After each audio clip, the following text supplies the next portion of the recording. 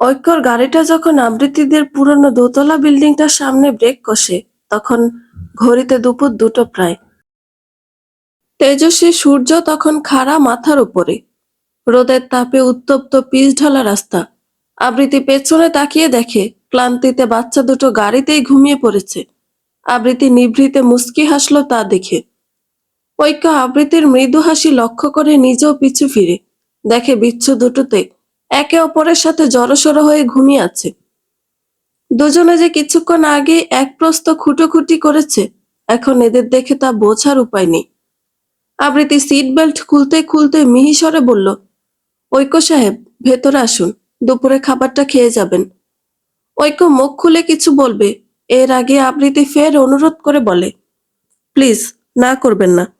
দুপুরের সময়টায় আপনি ওয়াফা আমার বাড়ির সামনে থেকে অভুক্ত চলে যাবেন। এটা অত্যন্ত কষ্টদায়ক আমার জন্য। কিন্তু এভাবে কিভাবে? মানে, কোনো কিন্তু নয়। আপনার পক্ষ থেকে আমি 2বার লাঞ্চের ট্রিট নিয়েছি। আর ওয়াফাও অনেক খুশি হবে। মা তো প্রায়শই বলে, ওয়াফা বেবিকে একবার অন্তত যেন নিয়ে আসি বাসায়। এদিকে ওদের কথাবার্তায় ওয়াফার সবে নেমে আসা নিদ্রা উবে যায়। তন্দ্রা ঘোরে চোখ পিটপিট করে চেয়ে দেখে আরশান ওর কাঁধে মাথা রেখে হা করে ঘুমাচ্ছে। অমনি দপ করে জ্বলে ওঠে ওর হিংসুটে বাচ্চা মন। ছোট হাতটা তুলে একটা চাটি মারে আরশানের মাথায়।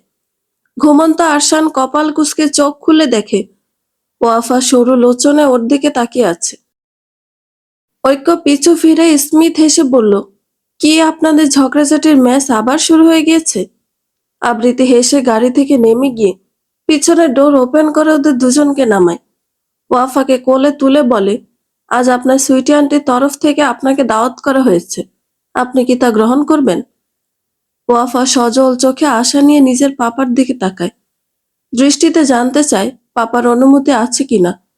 ঐক্য ঠোঁট এলিয়ে হাসল, বলল, কি আম্মাজান, প্রতিদিন তো আরশানের টিফিনে ভাগ বসান, আজ না হয় একদম পেট ভরে তার বাড়িতেই খাবেন। ওয়াফা বুঝলো না এত কিছু, শুধু এটা বুঝলো আজ সে তার সুইটি আন্টির সাথে অনেক সময় কাটাতে চলেছে। ওর বাচ্চা মন সর্বদা যেই সময়টুকুর প্রতীক্ষায় রত। আবৃত্তিদের বাড়িটা 3 তলা বিশিষ্ট। এই বাড়িটার নিচতলা তৈরি করে দিয়ে গিয়েছিলেন আবৃত্তির দাদা আনোয়ার খন্দকার। বাকি 2টো তলা আবৃত্তির বাবা আনিসুল খন্দকার আর ছোট চাচা মিলে গড়েছেন। কিন্তু আফসোস, বাবা নামক মানুষটা বেশি দিন থাকতে পারেননি নিজে তোলা বাড়িটিতে। পাড়ি জমিয়েছেন স্থায়ী ঘরে, নিচতলা 2টো ইউনিট ভাড়া দেওয়া। 3 তলায় ওর ছোট চাচারা থাকেন 2 ছেলে নিয়ে, আর দোতলায় থাকে আবৃত্তিরা। ঐক্য চোখ বুলিয়ে চারদিকে তাকায়। বেশ সুন্দর বাড়িটা। এদিকটা এত কোলাহল বা শব্দ নেই, একদম নিরিবিলি প্রশান্ত পরিবেশ বিরাজমান। আবৃত্তি দোতলায় বাসার কলিং বেল বাজায়। জাহানারা বেগম তখন রান্নাঘরে ছিলেন। মেয়ে এসেছে মনে করে ত্রস্ত পায়ে শাড়ির আঁচলে হাত মুছতে মুছতে দরজা খুলে দেন। মেয়ে আর নাতির সাথে অপরিচিত একজন পুরুষ আর একটি পুতুলের মতো হৃষ্টপুষ্ট মেয়ে বাচ্চাকে দেখে প্রশ্নবোধক চাহনিতে মেয়ের দিকে তাকায়। আবৃত্তি মুচকি হেসে বলে, মা, অতিথি এসেছে তোমার। আবৃত্তির মা বুঝলো তারা মেয়ের পরিচিত জন। অমায়িক হেসে দরজা থেকে সরে তটস্থ হয়ে বললেন, আসো তোমরা ভেতরে। ঐক্য ভেতরে ঢুকে সলজ্জে সালাম দেয় ওনাকে। ওর হঠাৎ বেশ লজ্জা লাগছে। এভাবে খালি হাতে চলে আসাটা কেমন হলো? মিস আবৃত্তিও না। আবৃত্তি ওয়াফাকে সামনে এনে হেসে শুধালো, মা, দেখো তো চিনতে পারো কিনা। ভদ্রমহিলা কতক্ষণ নিবিষ্ট মনে দেখলেন মায়াময় আদলের মেয়েটিকে। বাচ্চাটা চোখ পিটপিট করে ওনার দিকে তাকিয়ে আছেন। হঠাৎ কিছু মনে পড়েছে এমন ভঙ্গিতে জাহানারা বলেন, ওয়াফা, আরশান যার সাথে রোজ ঝগড়া করে। ভদ্রমহিলা সরল মনেই বলেছেন কথাটা, কিন্তু আরশান তা মানতে পারল কই। তাই তো দপ করে জ্বলে উঠে বলে, আমি একদম ওয়াফার সাথে ঝগড়া করি না। ওয়াফা পচা, ও সবসময় আমার সাথে ঝগড়া করে। বেচারি ওয়াফা ভদ্রতার খাতিরে চোখ কটমুটিয়ে চুপ করে থাকলো। না হয় নির্ঘাত এখানে আবার যুদ্ধ সংঘটিত হতো। আবৃত্তি হেসে উপর নিচ মাথা নাড়ালো। ভদ্রমহিলা টুপ করে ওয়াফাকে কোলে তুলে নিল। চোখে একরাশ মায়া নিয়ে দেখলেন ওকে। মনে মনে ভাবলেন, কেমন কঠোর মা হলে এত আদুরে বাচ্চাটির মায়া ছেড়ে চলে যেতে পারে। এ কেমন পাষণ্ডী মা। ওনার আজ থেকে অনেক বছর পূর্বের কথা মনে পড়ল। বিয়ের 6 বছরেও উনি গর্ভধারণ করতে পারছিলেন না ওভারিয়ান সিস্টের কারণে। এমনিতে আবৃতির বাবা আনিসুল খন্দকারের সাথে ওনার প্রণয়ের বিয়ে, তার উপর পারিবারিক সম্পদের উত্তরাধিকার পাওয়ার তাগিদে শ্বশুরবাড়ির চাপ ওনাকে মানসিকভাবে প্রচন্ড ভেঙে দেয়। সে সময় বিধ্বস্ত জাহানারার পাশে ঢাল হয়েছিলেন আনিস। হঠাৎ একদিন উপরওয়ালা মুখ তুলে চাইলেন, জাহানারা গর্ভধারণ করলেন, কিন্তু উপরওয়ালা ওনাদের খুশিকে দ্বিগুণ করে দিলেন যখন আল্ট্রাসাউন্ড করে যখন জানতে পারলেন একজন নয় বরং 2জন সন্তান ওনার গর্ভে বেড়ে উঠছে। সেদিন কোনো কিছুর পরোয়া না করে উনি হাউমাউ করে কেঁদেছিলেন, কত শত শুকরিয়া জ্ঞাপন করেছিলেন ওপরওয়ালার প্রতি ওনাকে এই সুখটুকু দান করার জন্য। তারপর ওনার কোল আলো করে যখন আহান আবৃত্তি এলো, নিজেকে পরিপূর্ণ মনে হলো। ওদের বকে নিয়ে মনে হলো এই দুজনের জন্য বুঝি উনি জীবনটাও হাসতে হাসতে বিলিয়ে দিতে পারবেন। এমন পরীর মতো দেখতে এত ছোট একটা বাচ্চাকে ফেলে কিভাবে থেকেছে ওই মা? বউকে এক মুহূর্তের জন্য কাঁপেনি? কোথায় হারিয়ে গেলে মা? জাহানারা বেগমের ধ্যানচ্যুত হয়। সামান্য হেসে চঞ্চল গলায় বললেন, আসো বাবা, এখানে বসো তোমরা। ঐক্য সোফায় বসলো। জাহানারা বেগম ঝটপট 4 গ্লাস শরবত নিয়ে আসলেন। দুপুরে খাওয়ার সময় হয়ে যাওয়াতে আর কোনো পাকওয়ান আনলো না সাথে। ঐক্য শরবতটুকু খেয়ে তৃপ্ত হলো। তেষ্টা এতক্ষণ গলা শুকিয়ে গিয়েছিল। জাহানারা বেগম ব্যস্ত কণ্ঠে বললেন, বাবা ওদিকে বাথরুম, যাও হাত মুখ ধুয়ে আসো, আমি টেবিলে খাবার দিচ্ছি। ঐক্য বিনম্র কণ্ঠে বলল, প্লিজ আন্টি, এত ব্যস্ত হবেন না দয়া করে। এমনিতে এই সময় এসে আপনাকে খুব বিড়ম্বনায় ফেলে দিলাম। এভাবে বলো না বাবা, তুমি আমার ছেলের মতো। আবৃতি মা, তুই বাচ্চা দুটোকে ফ্রেশ করিয়ে নিয়ে আয় তো, অনেক বেলা হয়েছে, খিদে পেয়েছে ওদের, আমি যাই। আবৃতি মাথা নাড়ল। ঐক্যকে উদ্দেশ্য করে ক্ষীণ স্বরে বলল, আপনি বসুন, আমি ওদের ফ্রেশ করিয়ে আনি। ঐক্য সায় জানালো মাথা নাড়িয়ে। চোখ ঘুরিয়ে ছিমছাম বাসাটা দেখলো এক পলক। হঠাৎ চোখ আটকালো সামনের টি টেবিলে। কিছু একটা চোখ পড়তে ঐক্যর মসৃণ ললাট গুটিয়ে গেল। টি টেবিলের উপর একটা ফাইল আর সাথে দুটো ছবির কপি, পাশাপাশি চাপা দিয়ে রাখা টিভির রিমোট দিয়ে। আপাত দৃষ্টিতে স্বাভাবিক একটি বিষয় সেটা, কিন্তু ঐক্য দৃষ্টি আর কপালে জমে ওঠা শ্বেত জলের কণাগুলো দেখে একদমই মনে হচ্ছে না ব্যাপারটা স্বাভাবিক কিছু। কেননা সিভি ফাইলের পাশেই জ্বলজ্বল করছে একজন ভদ্রলোকের ছবি। আর সবচেয়ে অবাক করা বিষয় হচ্ছে, ছবির লোকটিকে ঐক্য খুব ভালো করেই চেনে, ডক্টর আরিফুল আদনান, ঐশীর মেডিকেল কলেজের লেকচারার। লোকটা সম্পর্কে যতটুকু ঐক্য জানে তা হলো লোকটা বিপত্নিক, একটা ছেলেও আছে শুনেছিল। আবৃত্তির বাসায় বিপত্নিক ডক্টর আদনানের বায়োডাটা আর ছবি কেন থাকবে তা বুঝতে বুদ্ধিমান ঐক্যর কিঞ্চিত পরিমাণ অসুবিধা হলো না। ঠিক এই জঘন্য ব্যাপারটা উপলব্ধি করেই ওর নিঃশ্বাস ভারী হলো। নিজের হৃদয় অলিন্দে এতদিনে বোনা স্বপ্নগুলো ধূলিসাৎ হওয়ার শঙ্কায় কামড়ে ধরল বুক। ও কি তবে দেরি করে ফেললো? আবৃত্তি ওয়াফা আর আরশানকে ফ্রেশ করিয়ে ড্রয়িং রুমে নিয়ে আসে, সাথে নিজেও একেবারে গোসল সেরে এসেছে ঝটপট। ওদেরকে দুটো চেয়ারে পাশাপাশি বসিয়ে দিয়ে আদুরে শাসনে বলে, বাচ্চারা তোমরা এখানে বসো, একদম ঝগড়া করবে না দুজনে, কেমন? আমি 2 মিনিটে গোসল সেরে আসছি। দুজনে লক্ষ্মী বাচ্চার মতো নিজেদের মাথা নাড়ালো। আবৃত্তি দেখলো ঐক্য এখনো ফ্রেশ না হয়ে সোফায় ঠায় বসে আছে পূর্বের নাই। আবৃত্তি এগিয়ে এসে মিহিস্বরে ডাকলো, ঐক্য সাহেব। ঐক্যর পিলে চমকে উঠে বলে, হ্যাঁ। ঐক্য সামনে তাকাতেই চমকে ওঠে শটান দাঁড়ানো আবৃত্তিকে দেখে। সদ্য স্নাত আবৃত্তির পরনে একটা জারুল রঙা চুড়িদার আর সাদা ওড়না। মুখটাতে এখনো বিন্দু বিন্দু পানি জমে আছে। পিঠ বেয়ে নামা কেশরাশি হতে টপটপিয়ে পানির বিন্দু কণা ফ্লোরে পড়ছে। বোঝা যাচ্ছে ব্যস্ততার চোটে নিজের চুলগুলো ভালো করে মোছে নিছে। ঐক্য অজান্তেই মুগ্ধ হলো এই অতি সাধারণ অথচ ঐক্যর চোখে সর্বদা অসাধারণ নারীটির প্রতি। এই নারীটির সৌন্দর্য আগে কখনো পরখ করে দেখা হয়নি। নারীটির অসামান্য ব্যক্তিত্ব আর বুক ভরা মমতা দেখে ঐক্য পিছলেছে, কিন্তু আজ প্রথমবার আবৃত্তির রূপেও ঐক্য দৃষ্টিতে মুগ্ধতা খেলে গেল। সবেগে কেঁপে উঠল ভেতরটা, বিবশ হলো হৃদয় গহন। ঐক্যর কোনো হেলদোল না দেখে আবৃত্তি ফের বলল, ওদিকে ওয়াশরুম, ফ্রেশ হয়ে আসুন, ভালো লাগবে। ঐক্য নিজেকে ধাতস্থ করে মাথা ঝাঁকায়। আবৃত্তির দিকে এক পলক তাকিয়ে আবার মাথা নিচু করে নেয়। হঠাৎ ভারী হওয়া পা দুটো টেনে ওয়াশরুমের দিকে যায়। ঐক্য যেতেই আবৃত্তি এগুলো রান্নাঘরের দিকে। কি রান্না হয়েছে কে জানে, ভাবলো ওয়াফার জন্য ঝটপট কিছু একটা বানাবে ওর পছন্দের। কিন্তু রান্নাঘরে আসতে আবৃত্তি অবাক হলো। জাহানারা খুবই ব্যস্ত দেখাচ্ছেন রান্নাঘরে। ভাগ্য ভালো ছিল, আজ বাসায় সবার জন্য গরুর মাংস, পাতলা টমেটোর টক আর বাসমতি চালের ভাত রেঁধেছিলেন। আহান কাল হসপিটাল থেকে স্যালারি পেয়ে বাড়িতে ভালো মন্দ বাজার করে এনেছিল। 4 কেজি গরুর মাংস, বড় গলদা চিংড়ি মাছ আর 3.5 কেজি ওজনের একটা মাঝারি সাইজের ইলিশ মাছও এনেছিল। ছেলের বেতনের টাকার সিংহভাগ এসব বাজারে খরচ করাতে অনেক গজগজ করেছিলেন তিনি। কিন্তু এখন মনে হচ্ছে বাজারগুলো না করলে অতিথিদের পাতে আজ কি দিতেন তিনি। মনে মনে ছেলের কৃতজ্ঞতা স্বীকার করে প্রফুল্ল চিত্তে কড়াইতে তেল গরম করতে দিয়ে ইলিশ মাছের পিসগুলোতে মশলা মাখাতে লাগলেন। ইলিশগুলো গরম গরম ভেজে দেবেন। ইস, তার বাড়িতে আজ পর্যন্ত কোনো অতিথির জন্য এত অল্প আয়োজন করা হয়নি। মা, তুমি এত ব্যস্ত হচ্ছ কেন? উনি খুবই অমায়িক একজন মানুষ, আমাদের জন্য যা রেঁধেছ তাই দাও। কি যে বলিস না, ছেলেটা কি আর প্রতিদিন আমার বাড়িতে খেতে আসবে বল? ইস, যদি একটু কল করে জানাতে ওয়াফার জন্য আমার হাতে চিংড়ি মালাইকারি করতাম।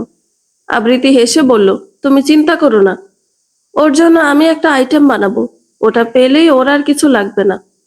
কি বানাবি? খেজুরের রসের সিন্নি, ওই দিন কি মজা করে খেয়েছে জানো। খাওয়া শেষে আবার হা করেছিল। আহারে, মেয়েটাকে এত মায়া লাগে, কি করে জোর মা এই বাচ্চাটাকে ছেড়ে যেতে পারলো? সংসার বাচ্চার মায়া কি এদের আল্লাহ দেয়নি? শুনেছি ছেলেটা খুব ভালো। আবৃত্তি দীর্ঘশ্বাস ছাড়ে। কাজ করতে করতে মলিন হেসে বলল, কেউ পেয়েও হারায় আর কেউ না পেয়ে গুমড়ে মরে। জাহানারা বেগম চুপ করে গেলেন, বুঝলেন মেয়ের কথাটার ভাবার্থ। আবৃত্তি বলে গেল, যে মেয়েগুলোর একটা সংসার করার শখ, তারা কেন যেন তা পায় না। এভাবে বলিস না মা, তোর সংসার হবে, আল্লাহ চাইলে তুই দ্বিতীয়বার নতুন করে একটা প্রকৃত সংসারের স্বাদ আস্বাদন করবি। আবৃত্তি কিছু বলল না। জাহানারার কথা এড়াতে বলল, মা তুমি এদিকটা দেখো, আমি ঝটপট সিন্নিটা বসিয়ে দিই। আচ্ছা শোন না মা, বলো, বেশি করে চাল নিয়ে নে, একটা বক্স ভরে ওদের বাসার জন্য দিয়ে দিস। দেখুন, যা বলার খোলাখুলি বলি, মিসেস ইরার ফিজিক্যাল কন্ডিশন খুবই নাজুক। বেবির পজিশনও ঠিক নেই, টোটালি ব্রিজ পজিশনে আছে বাচ্চাটা। এডিমা মনে হচ্ছে, অতিরিক্ত পানি জমে গিয়েছে ওনার শরীরে, সাথে অ্যাক্লামসিয়ার জটিলতা তো আছে। তাই আই ওয়ান্ট টু সে, বাচ্চাটা সার্ভাইভ করার চান্স খুবই কম। ধ্রুবর হাত পা জমে যাচ্ছে। ডাক্তারের বলা অকপটে বলা কথাগুলো ওর বুকে তীরের ফলার ন্যায় বিচ্ছে। গা কাঁপছে ভীষণ ভাবে। ডক্টর তহমিনা নিজের প্রফেশনালিজম বজায় রেখে সাবলীলভাবে বললেন, ওনাকে কয়েকদিন হসপিটালে অবজারভেশনে রাখতে হবে। আমরা গতিবিধি বুঝে দেখি, যদি অবস্থা সংকটাপন্ন হয়ে যায় তাহলে সি সেকশন করে ফেলতে হবে। ধ্রুব কাঁপা গলায় বলল, কিন্তু ডক্টর, ইরার তো সবে 7 মাস। কিছুই করার নেই, ওনার প্লেসেন্টা অ্যাভোরেশন, প্লেসেন্টা নিচে নেমে খুলে যাওয়া, সাথে বেবি ব্রিজ পজিশনে, বুঝতেই পারছেন। বেবিটা নিয়ে নেওয়া ছাড়া উপায় দেখছি না। আর যদি অবস্থা ভালো থাকে তবে তো ভালোই, যথাসময়ে ডেলিভারি হবে। এখন এই ওষুধগুলো খাওয়ান, নিন। প্রেসক্রিপশন এগিয়ে দিয়ে বললেন ডক্টর তহমিনা। ধ্রুব প্রেসক্রিপশনটা নিয়ে নড়ে চড়ে উঠে দাঁড়ালো। চেম্বার থেকে টালমাটাল পায়ে বের হয়ে অগ্রসর হলো ইরাকে জরুরি অবস্থায় যে কেবিনে অ্যাডমিট করা হয়েছে সেখানে। ভেতরে ইরা অচেতন হয়ে পড়ে আছে। পাশে ধ্রুবর মা বসে তসবিহ জপ করছেন বিড়বিড়িয়ে। কেবিনের সামনে এসেও আর ভেতরে কেন যেন আগাতে পারল না ধ্রুব। একটা ব্যথাত শ্বাস ফেলে ভারী পা দ্রুত টেনে উদ্দেশ্যহীন বের হয়ে গেল হসপিটাল থেকে। May I come in ma'am? ভেতর থেকে উত্তর এলো, yes come. Hello ma'am. Doctor Tahmina ফাইলে মুখ গুজে বসেছিলেন। মাথা তুলে দেখলেন ওনার কৃতী ছাত্র ডক্টর আহান খন্দকার। আরে আহান যে, প্লিজ সিট। আহান বসতেই তিনি বললেন, তা কেমন চলছে ইন্টার্নিং লাইফ? আহান মৃদু হেসে বলল, জি আলহামদুলিল্লাহ, ভালো ম্যাম। আজ তো মনে হয় তোমার প্লেসমেন্ট গাইনি অ্যান্ড অবশ্যে। জি। কোনো প্রকার সমস্যায় পড়লে উইথাউট হেজিটেশন আমাকে জানাবে। আহান স্মিথ এসে মাথা নাড়ালো, উসখুস করে বলল, ma'am, can I asked something? Yeah sure. Ma'am, cabin number 305-এর পেশেন্টটার সমস্যা গুরুতর মনে হচ্ছে। আমি এইমাত্র রোটেশনে গিয়েছিলাম। ডক্টর তহমিনা নাকের ডগা চশমাটা ঠেলে গম্ভীর গলায় বললেন, মেয়েটার কন্ডিশন বেশ সংকটাপন্ন, তা তো দেখতেই পাচ্ছ। যে কোনো কিছু হয়ে যেতে পারে। মেয়েটাকে দেখে অনেক মায়া লাগে। মনে হয় কোনো কিছু নিয়ে খুব ডিপ্রেশনে আছে। আহান থমথমে মুখে উঠে দাঁড়িয়ে বলল, ম্যাম, কর্মফল জিনিসটা না খুব খারাপ। আমরা মানুষরা মনে করি পাপ করলেই বা কি, কিন্তু এটা ভুলে যাই স্বীয় বিবেক হলো সবচেয়ে ভয়ঙ্কর, যার দংশনে ক্ষণে ক্ষণে তর্পে মরতে হয়। এই বলে আহান প্রস্থান নিল। ডক্টর তহমিনা বিভ্রান্ত দৃষ্টিতে ওর গমন পথে চেয়ে রইলেন। কি বলল ছেলেটা? আর কাকে উদ্দেশ্য করে বলল? ধ্রুব ফুটপাতে উদ্দেশ্যহীনভাবে হাঁটছে। গন্তব্য ঠিক কোথায় সে নিজেও অবগত নয়। হঠাৎ অদূরে মসজিদ হতে মুয়াজ্জিনের সুমধুর কণ্ঠে আজানের ডাক ভেসে আসে। সারা জীবন নামাজে গাফিলতি করা ধ্রুবর আজ কি যেন হলো। অবচেতন মনে পা ঘুরিয়ে চলল সৃষ্টিকর্তার নিবিষ্ট আরাধনায়। নামাজ শেষ করে মোনাজাতে ধ্রুব ঝরঝরিয়ে কাঁদল। নিজের করা পাপগুলোর প্রায়শ্চিত্ত ও কোনোভাবেই নিজের অনাগত সন্তানকে হারিয়ে করতে চায় না। একজনকে ধ্রুব না চাইতো হারিয়ে ফেলেছে। ছাড়তে হয়েছে তার উপর নিজের কৃতিত্বের অধিকার। আর না, ধ্রুবর মাঝে আর সামান্যতম কিছু হারানোর শক্তি অবশিষ্ট নেই। একদম নেই। আল্লাহর কাছে নাকি সবকিছুর মাফ পাওয়া যায়। তিনি রহমান, তিনি দয়ালু। হয়তো তিনি এই পাপী বান্দার প্রতি একটু দয়া করবেন। এটা কার জন্য নিয়েছো? ডায়মন্ডের প্যান্ডেন্টটা হাতে নিয়ে নাড়িয়ে চাড়িয়ে প্রশ্ন করে রাজ। আমার মেয়ের জন্য। ওয়াফার জন্য? রাজ ভ্রু কুঁচকে চেয়ে রইল। ওর এমন দৃষ্টি দেখে মাহিরা বলল, ওয়াফার জন্মদিন কাল। কিন্তু তুমি এটা কিভাবে দেবে? যেভাবেই হোক দেব। ওয়াফাকে তো আমি সেভাবে কোনো কিছুই দিতে পারিনি। রাজ মাহিরাকে পরখ করে সন্দেহী কণ্ঠে জিজ্ঞেস করলো, মাহিরা, তুমি বলেছিলে না ওয়াফার কাস্টাডি নেওয়ার জন্য অ্যাপ্লাই করবে? না। রাজ অবাক কণ্ঠে জিজ্ঞেস করে, কেন? তুমি না বললে ওই দিন। এখন আমি সেটা করতে চাই না। রাজ হতবাক বনে যায়। But why? মাহিরা বক্সটা টেবিলে সশব্দে রেখে শান্ত গলায় বলল, এখন ওয়াফাকে নিয়ে ঐক্যর সাথে লড়াই করা মানে নিজের কেরিয়ার ঝুঁকিতে ফেলা। মিডিয়ার কেউই জানে না আমি ম্যারিড ছিলাম। তাছাড়া বর্তমানে আমার একটা মেয়েও আছে। এখন মিডিয়া যদি হঠাৎ করে এসব খুনাক্ষরও টের পায়, দেন আম ফিনিশড রাজ। আমার এত বছরের একটু একটু করে গড়ে তোলা ক্যারিয়ারটা নিমিষে গুড়িয়ে যাবে। রাজ ভারী আশ্চর্য হলো। এ কেমন মা যে কিনা সন্তানের থেকেও কেরিয়ারকে বড় করে দেখে? আর এর জন্য কিনা ও ত্রয়ীকে দিনের পর দিন ঠকিয়ে যাচ্ছে।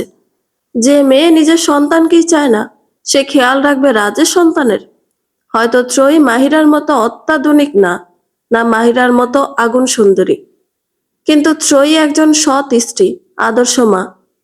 পুরুষরা বাহিরে যতই নোংরামো করে বেড়াক না কেন, দিন শেষে প্রতিটা পুরুষই ত্রপার মতো মেয়েকে ঘরের বউ রূপে চায়। মাহিরারা তো কেবল ক্ষণিকের মোহ। ত্রপা রাজের মানসিক শান্তি, ঘরের সৌন্দর্য। মাহিরার মতো মেয়েদের কেবল হোটেল বা ব্রোথেলই মানায়। হঠাৎ রাজ মনে মনে নিজের সিদ্ধান্তটা বদলে ফেলে। যে সিদ্ধান্তটা ও মাহিরার প্রতিনিয়ত চাপে নিয়ে ফেলেছিল। ও মাহিরাকে কিছুতেই বিয়ে করবে না, কিছুতেই না। ত্রয়ীকে ডিভোর্স দিয়ে এমন একটা স্বার্থপর মেয়েকে বিয়ে করা মানে নিজের জীবন ধ্বংস করা। কি হলো, তুমি কোথায় হারিয়ে গেলে আবার? রাজ সপ্রতিভ হয়ে বলল, কই কিছু না তো। মাহিরা তীর্যক চোখে রাজকে পরখ করে জিজ্ঞেস করলো, তা কি ভাবলে? রাজ অবুঝের মতো শুধায়, কি নিয়ে? মাহিরা বড় আশাহত হয়, তবুও রাগ চেপে বলল, আমাদের বিয়ে নিয়ে। রাজ এগিয়ে এসে মাহিরাকে নিজের বাহুতে নিয়ে আহ্লাদে সুরে বলল, আরে বেবি, এত তাড়াহুড়ো কিসের? বিয়ে শাদী এসব থার্ড ক্লাস সাবজেক্ট। আমরা এমনিতেই ফ্রিডমলি লাইফ এনজয় করি। মাহিরা রাজকে হালকা ধাক্কা দিয়ে রেগে বলল, এমন তো কথা ছিল না রাজ, তুমি নিজের কথার খেলাপ করছো। I warn you Raj, don't try to over crossed me. Raj মেকি হেসে মাহিরাকে ফের বকে টেনে নিয়ে বলল, সোনা, বিয়ে তো আমি তোমাকে করবই, তার আগে ত্রপাকে ডিভোর্স দেওয়ার একটা যোগ্য কারণ তো খুঁজে বের করি আগে। ওকে। মাহিরার ঠোঁটে চুমু খেয়ে বলে, that's my girl, now smile. Mahira হাসলে ওর অগোচরে রাজের ঠোঁটে বক্র হাসি খেলে যায়। রাত 10:30। খাবার টেবিলে খেতে বসেছে আবৃত্তিদের পরিবার। পরিবার বলার কারণ, আজ আহানও উপস্থিত। সপ্তাহে 4 দিন ও নাইট ডিউটি, আর বাকি 3টি দিন ডে শিফট। আহান খেতে খেতে বোনকে শুধায়, কিরে, আদনান স্যারের বিষয়ে কিছু তো বললি না? আবৃত্তি ভাত মাখানো হাতটা থেমে যায়। জাহানারাও খাওয়া থামিয়ে মেয়ের দিকে তাকান উত্তরের আশায়। আবৃত্তি হঠাৎ উদাস হয়ে যায়। আহানের প্রশ্নের উত্তরে কি বলবে ভেবে পেল না।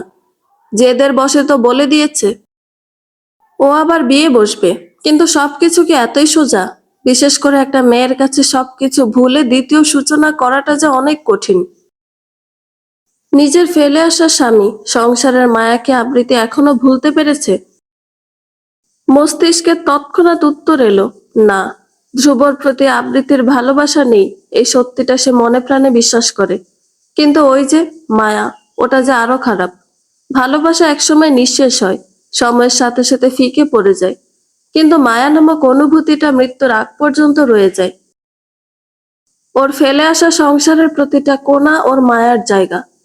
সেই সংসারের মানুষগুলো যাদের আবৃত্তি আপন করে নিয়েছিল, ওর প্রিয় সেই দক্ষিণের বারান্দাটা, যেখানে ও নিজের হাতে প্রিয় চারাগুলো লাগিয়েছিল, ওর সেই প্রিয় জায়গা রান্নাঘর, যেখানে ওর সকাল সন্ধ্যা কাটতো সবার আবদারের ডালা পূরণ করতে, যেগুলো আবৃত্তি হাসি মুখে পূরণ করত।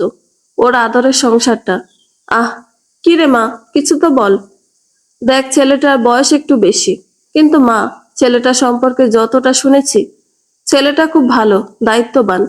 অবিবাহিত অনেক ছেলের প্রস্তাব নিয়মিত আসে তোর চাচ্চুর কাছে, কিন্তু তুই তো সেগুলো নাকচ করে দিস।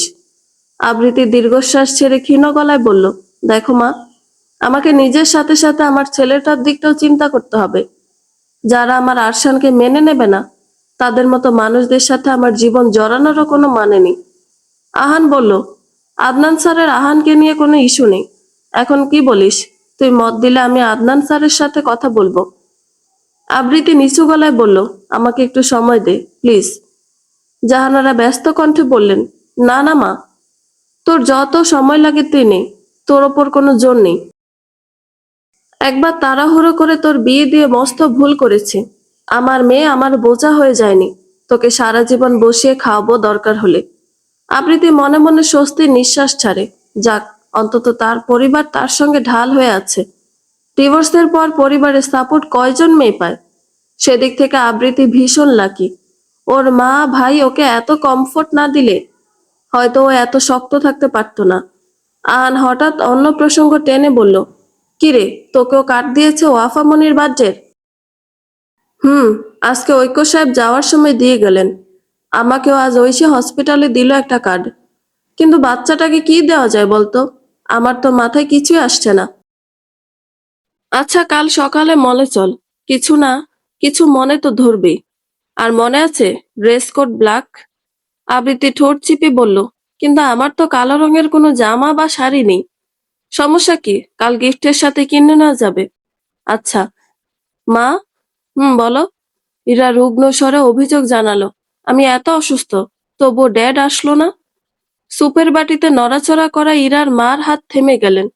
মেয়ের অভিমানী অভিযোগের বিপরীতে উত্তর করলেন রয়েস হয়ে, তুমি তোমার ড্যাডকে খুব ভালো করে চেনো ইরা, তবু অভিযোগ কেন?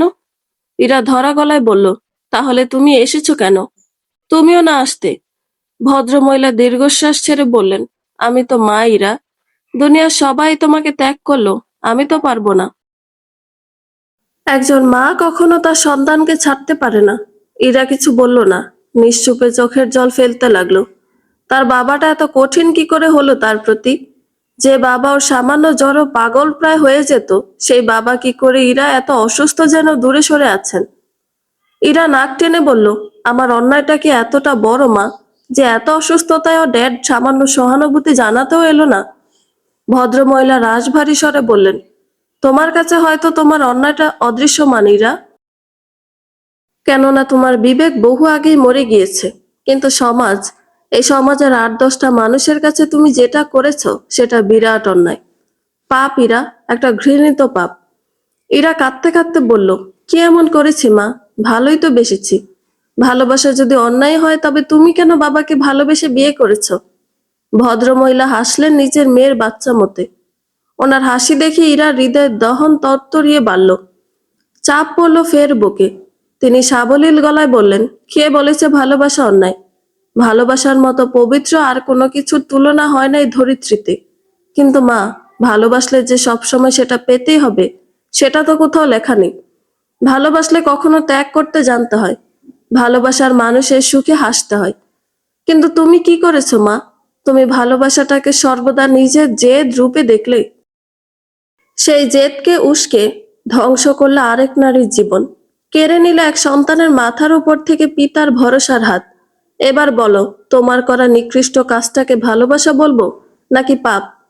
ইরার কাঁদতে কাঁদতে হেসকে উঠে গিয়েছে। ভদ্রমহিলা নিজের চোখ দুটো টলমল করছে। স্নেহময় হাতে মেয়েকে বুকে আগলে নিলেন। ইরা এবার হাউমাউ করে কেঁদে বুক ভাসালো ভদ্রমহিলার। আমি কি করব মা? আমার কোনো কিছুতেই আর শান্তি লাগছে না। মরে যেতে ইচ্ছে করছে। ধ্রুব, এই সন্তান, সবকিছু অসহ্য ঠেকছে। সবার এত ঘৃণা, অবহেলা নিয়ে আমি বাঁচতে পারছি না। I can't I can't take breath মা। ইরার মা মেয়ের মাথায় হাত বুলে অস্ফুটে বললেন, মা, তোমাকে প্রায়শ্চিত্ত করতে হবে। যে নারীর সাথে তুমি এতটা অন্যায় করেছ তার কাছে ক্ষমা চাও। একমাত্র আবৃত্তির ক্ষমাই পারে তোমার মনে স্বস্তি এনে দিতে। হসপিটাল থেকে বের হয়ে নিজের জন্য বরাদ্দ গাড়িতে উঠে বসলেন নীরার মা। ওনার বসতে দেরি হয়নি, এক প্রকার হামলে পড়লেন ইর্তেজা সাহেব। সম্পর্কে তিনি ইরার পিতা। হড়বড় করে বললেন, ভীষণ উৎকণ্ঠায়, কি অবস্থা ইরার? ডক্টর কি বলল? ওর চোখে মুখের এই অবস্থা কেন মায়া? মায়া হাসলেন লোকটির উৎকণ্ঠায়। বললেন, তোমাকে আমার অদ্ভুত লাগে ইর্তেজা। মেয়ের জন্য এত দুশ্চিন্তা, তবু ওকে চোখের দেখা দেখতে যাচ্ছ না। ইর্তেজা সাহেব শক্ত গলায় বললেন, সব জেনেও এমন প্রশ্নের কি মানে মায়া? মায়া হাসলেন। ওনার হাসি দেখে ভ্রু কুঁচকে জিজ্ঞেস করলেন ইর্তেজা সাহেব, হাসছো কেন মায়া? আজ আমার মেয়ের দোষে যে কিছুটা তুমিও দোষী ইর্তেজা। মানে, কি বলতে চাইছো তুমি? ছোটবেলা থেকে তুমি ইরা যেটা বলেছে সেটাই সাথে সাথে এনে দিয়েছো। ওকে জীবনে যেমন ইচ্ছে সেভাবে চলার অবাধ স্বাধীনতা দিয়েছো। ওর প্রতিটা অন্যায় আবদার তুমি পূরণ করেছো। তোমার দেওয়া এই অবাধ স্বাধীনতা ইরাকে পুরোপুরি জেদি করে তুলেছে। সব পেতে পেতে ওর মনে হয়েছে যে ওকে সব পেতেই হবে, না হয় ও হেরে যাবে। মায়া কাট কাট গলায় কথাগুলো বলে দম নিলেন। ইর্তেজা সাহেব স্তব্ধ বনে গেলেন ক্ষণিক সময়ের জন্য। বিপরীতে মুখ ফুটে কিছু বলার জন্য শব্দ খুঁজে পেলেন না। মায়া যে ভুল কিছু বলেনি। ইরারা যে অধপতনের দায় যে আংশিক হলো ওনার উপর বর্তায়। একটা সন্তান লালন পালন অনেক বড় একটা দায়িত্ব ইর্তেজা। আমরা তো নিজেদের মতো করে সন্তান মানুষ করি, মনে করি সন্তানের সকল চাহিদা হাতের নাগালে এনে দিলেই দায়িত্ব শেষ। কিন্তু না ইর্তেজা, একজন সন্তানের জন্য সবচেয়ে প্রয়োজন হলো পিতামাতার কঠোর অনুশাসন, যেটা ইরা কখনো তোমার থেকে পায়নি। ইর্তেজা সাহেব কাপা গলায় বললেন, এখন আমি কি করব তবে? ইরার কাছে যাও, ওকে আগলে নাও। তোমার ওর থেকে মুখ ফিরে থাকা এখন কিছু আর আগের মতো হবে না। বদলে পরিস্থিতি আরো বিগড়ে যাবে। রাত 11টা। ঘুটঘুটে তিমিরে আচ্ছাদিত পুরো চৌধুরী ভিলা। শুধুমাত্র ওয়াফার রুমে রেইনবো কালারের কয়েকটি ফেইরি লাইট জ্বলছে। সেই মৃদু আলোতে ঐক্য ওয়াফাকে বুকে নিয়ে একটা স্টোরি বুক পড়ে শোনাচ্ছে। ওয়াফা বাবার বুকে গাল দাবিয়ে ঘাপটি মেরে শুয়ে ফ্যাল ফ্যাল করে পাপার গম্ভীর মুখটার দিকে তাকিয়ে আছে। মাঝে মাঝে অদ্ভুত অদ্ভুত প্রশ্ন জিজ্ঞেস করছে। এই যে যেমন, সিন্ড্রেলা কাচের জুতো কিভাবে পরে ডান্স করেছে, ভেঙে যায়নি?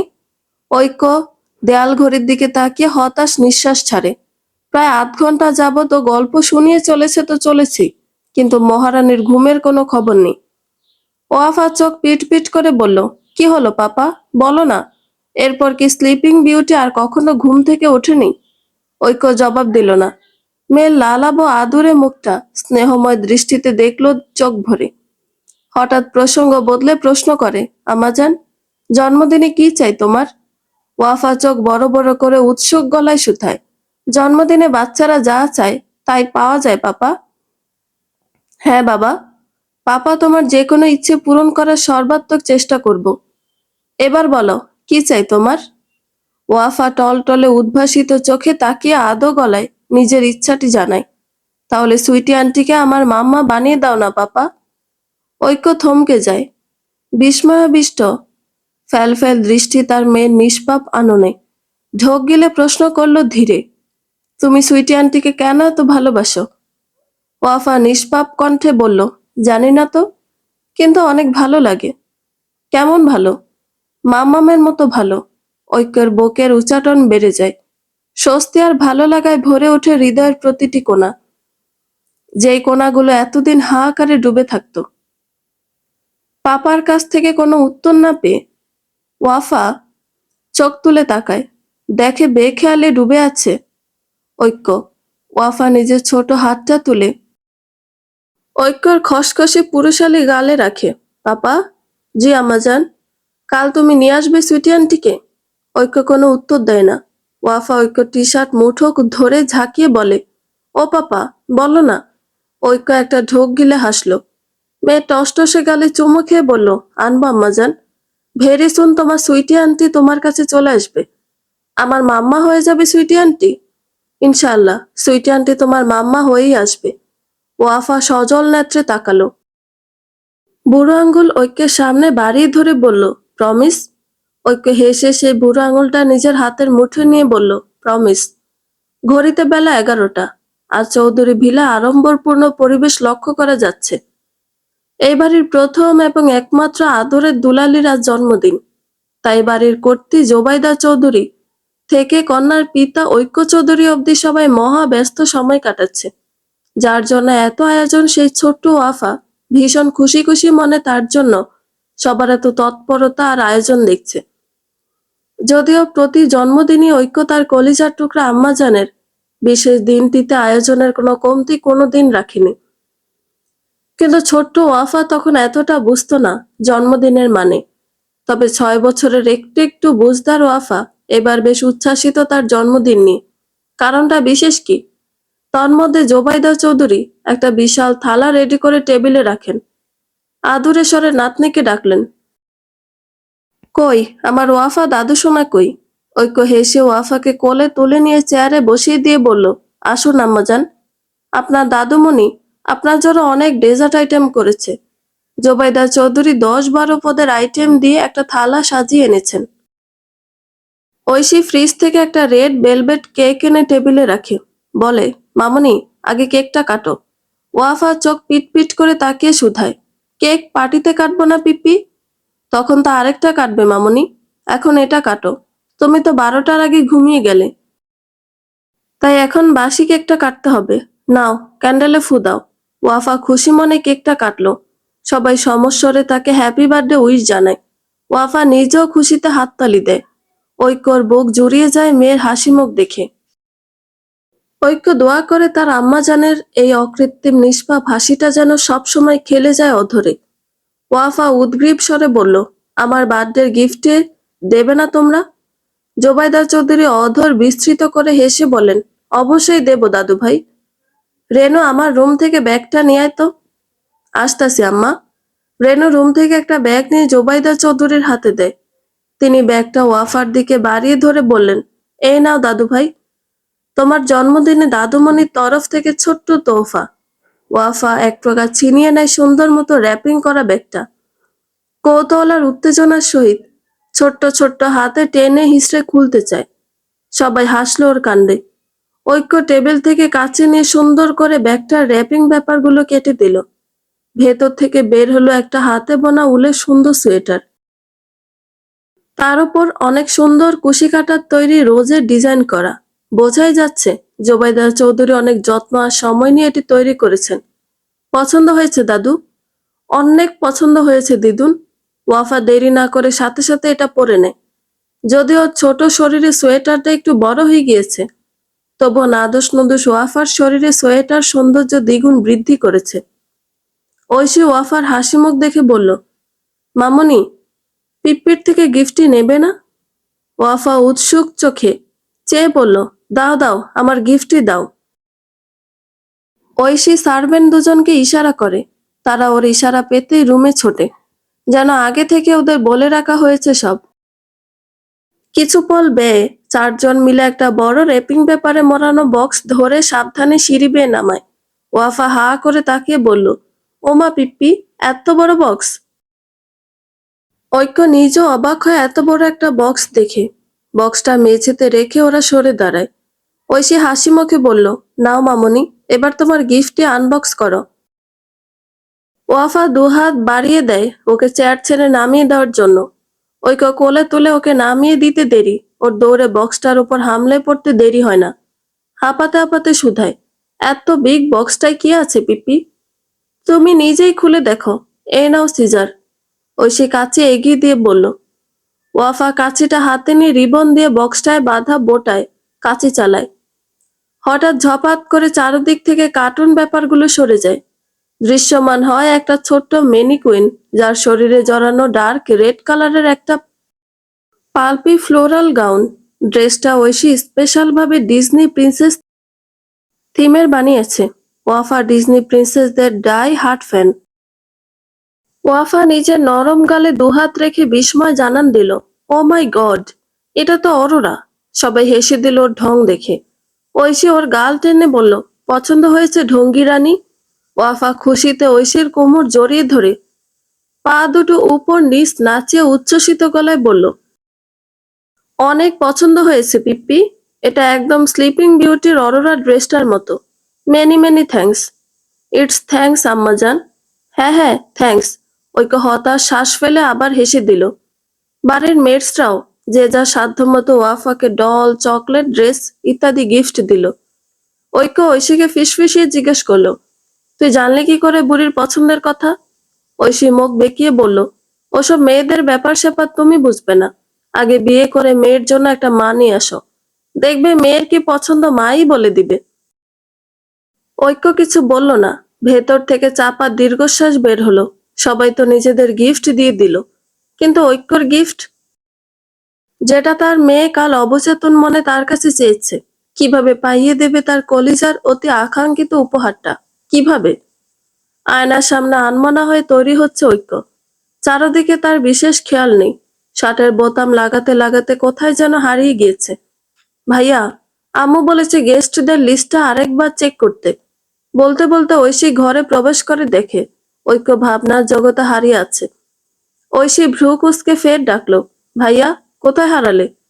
ঐক্য সম্বিত ফেরে ব্যস্ত হাতে শার্টের অবশিষ্ট বোতামগুলো লাগিয়ে বলল, লেট মি চেক। ঐক্য লিস্টটা নিয়ে কাউচে বসে চোখ বোলায়। শহরের পরিচিত রিলেটিভ, অফিসের স্টাফ, ওয়াফার ফ্রেন্ডস মিলে প্রায় 1200+ ইনভাইট করা হয়েছে। ঐক্য আয়োজনের কোনো কিছুতেই ত্রুটি রাখতে চায় না। ঐশী রুমের চারদিকে তাকায়। হঠাৎ ওর লোচন স্থির হয় ড্রেসিং টেবিলের ওপর রেপিং করা ছোট্ট একটা বক্সে। ঐশী ব্যগ্র পায়ে বক্সটা হাতে নিয়ে উল্টে পাল্টে দেখে আগ্রহী গলায় জিজ্ঞেস করে, ভাইয়া, এটা কি? তুমি কিনেছো ওয়াফার জন্য? ঐক্য সেদিকে কপাল কুঁচকে তাকিয়ে স্থির হয়ে যায়। ঐক্যর থেকে কোনো জবাব না পেয়ে ঐশী ফের শুধায়, কি হলো ভাইয়া?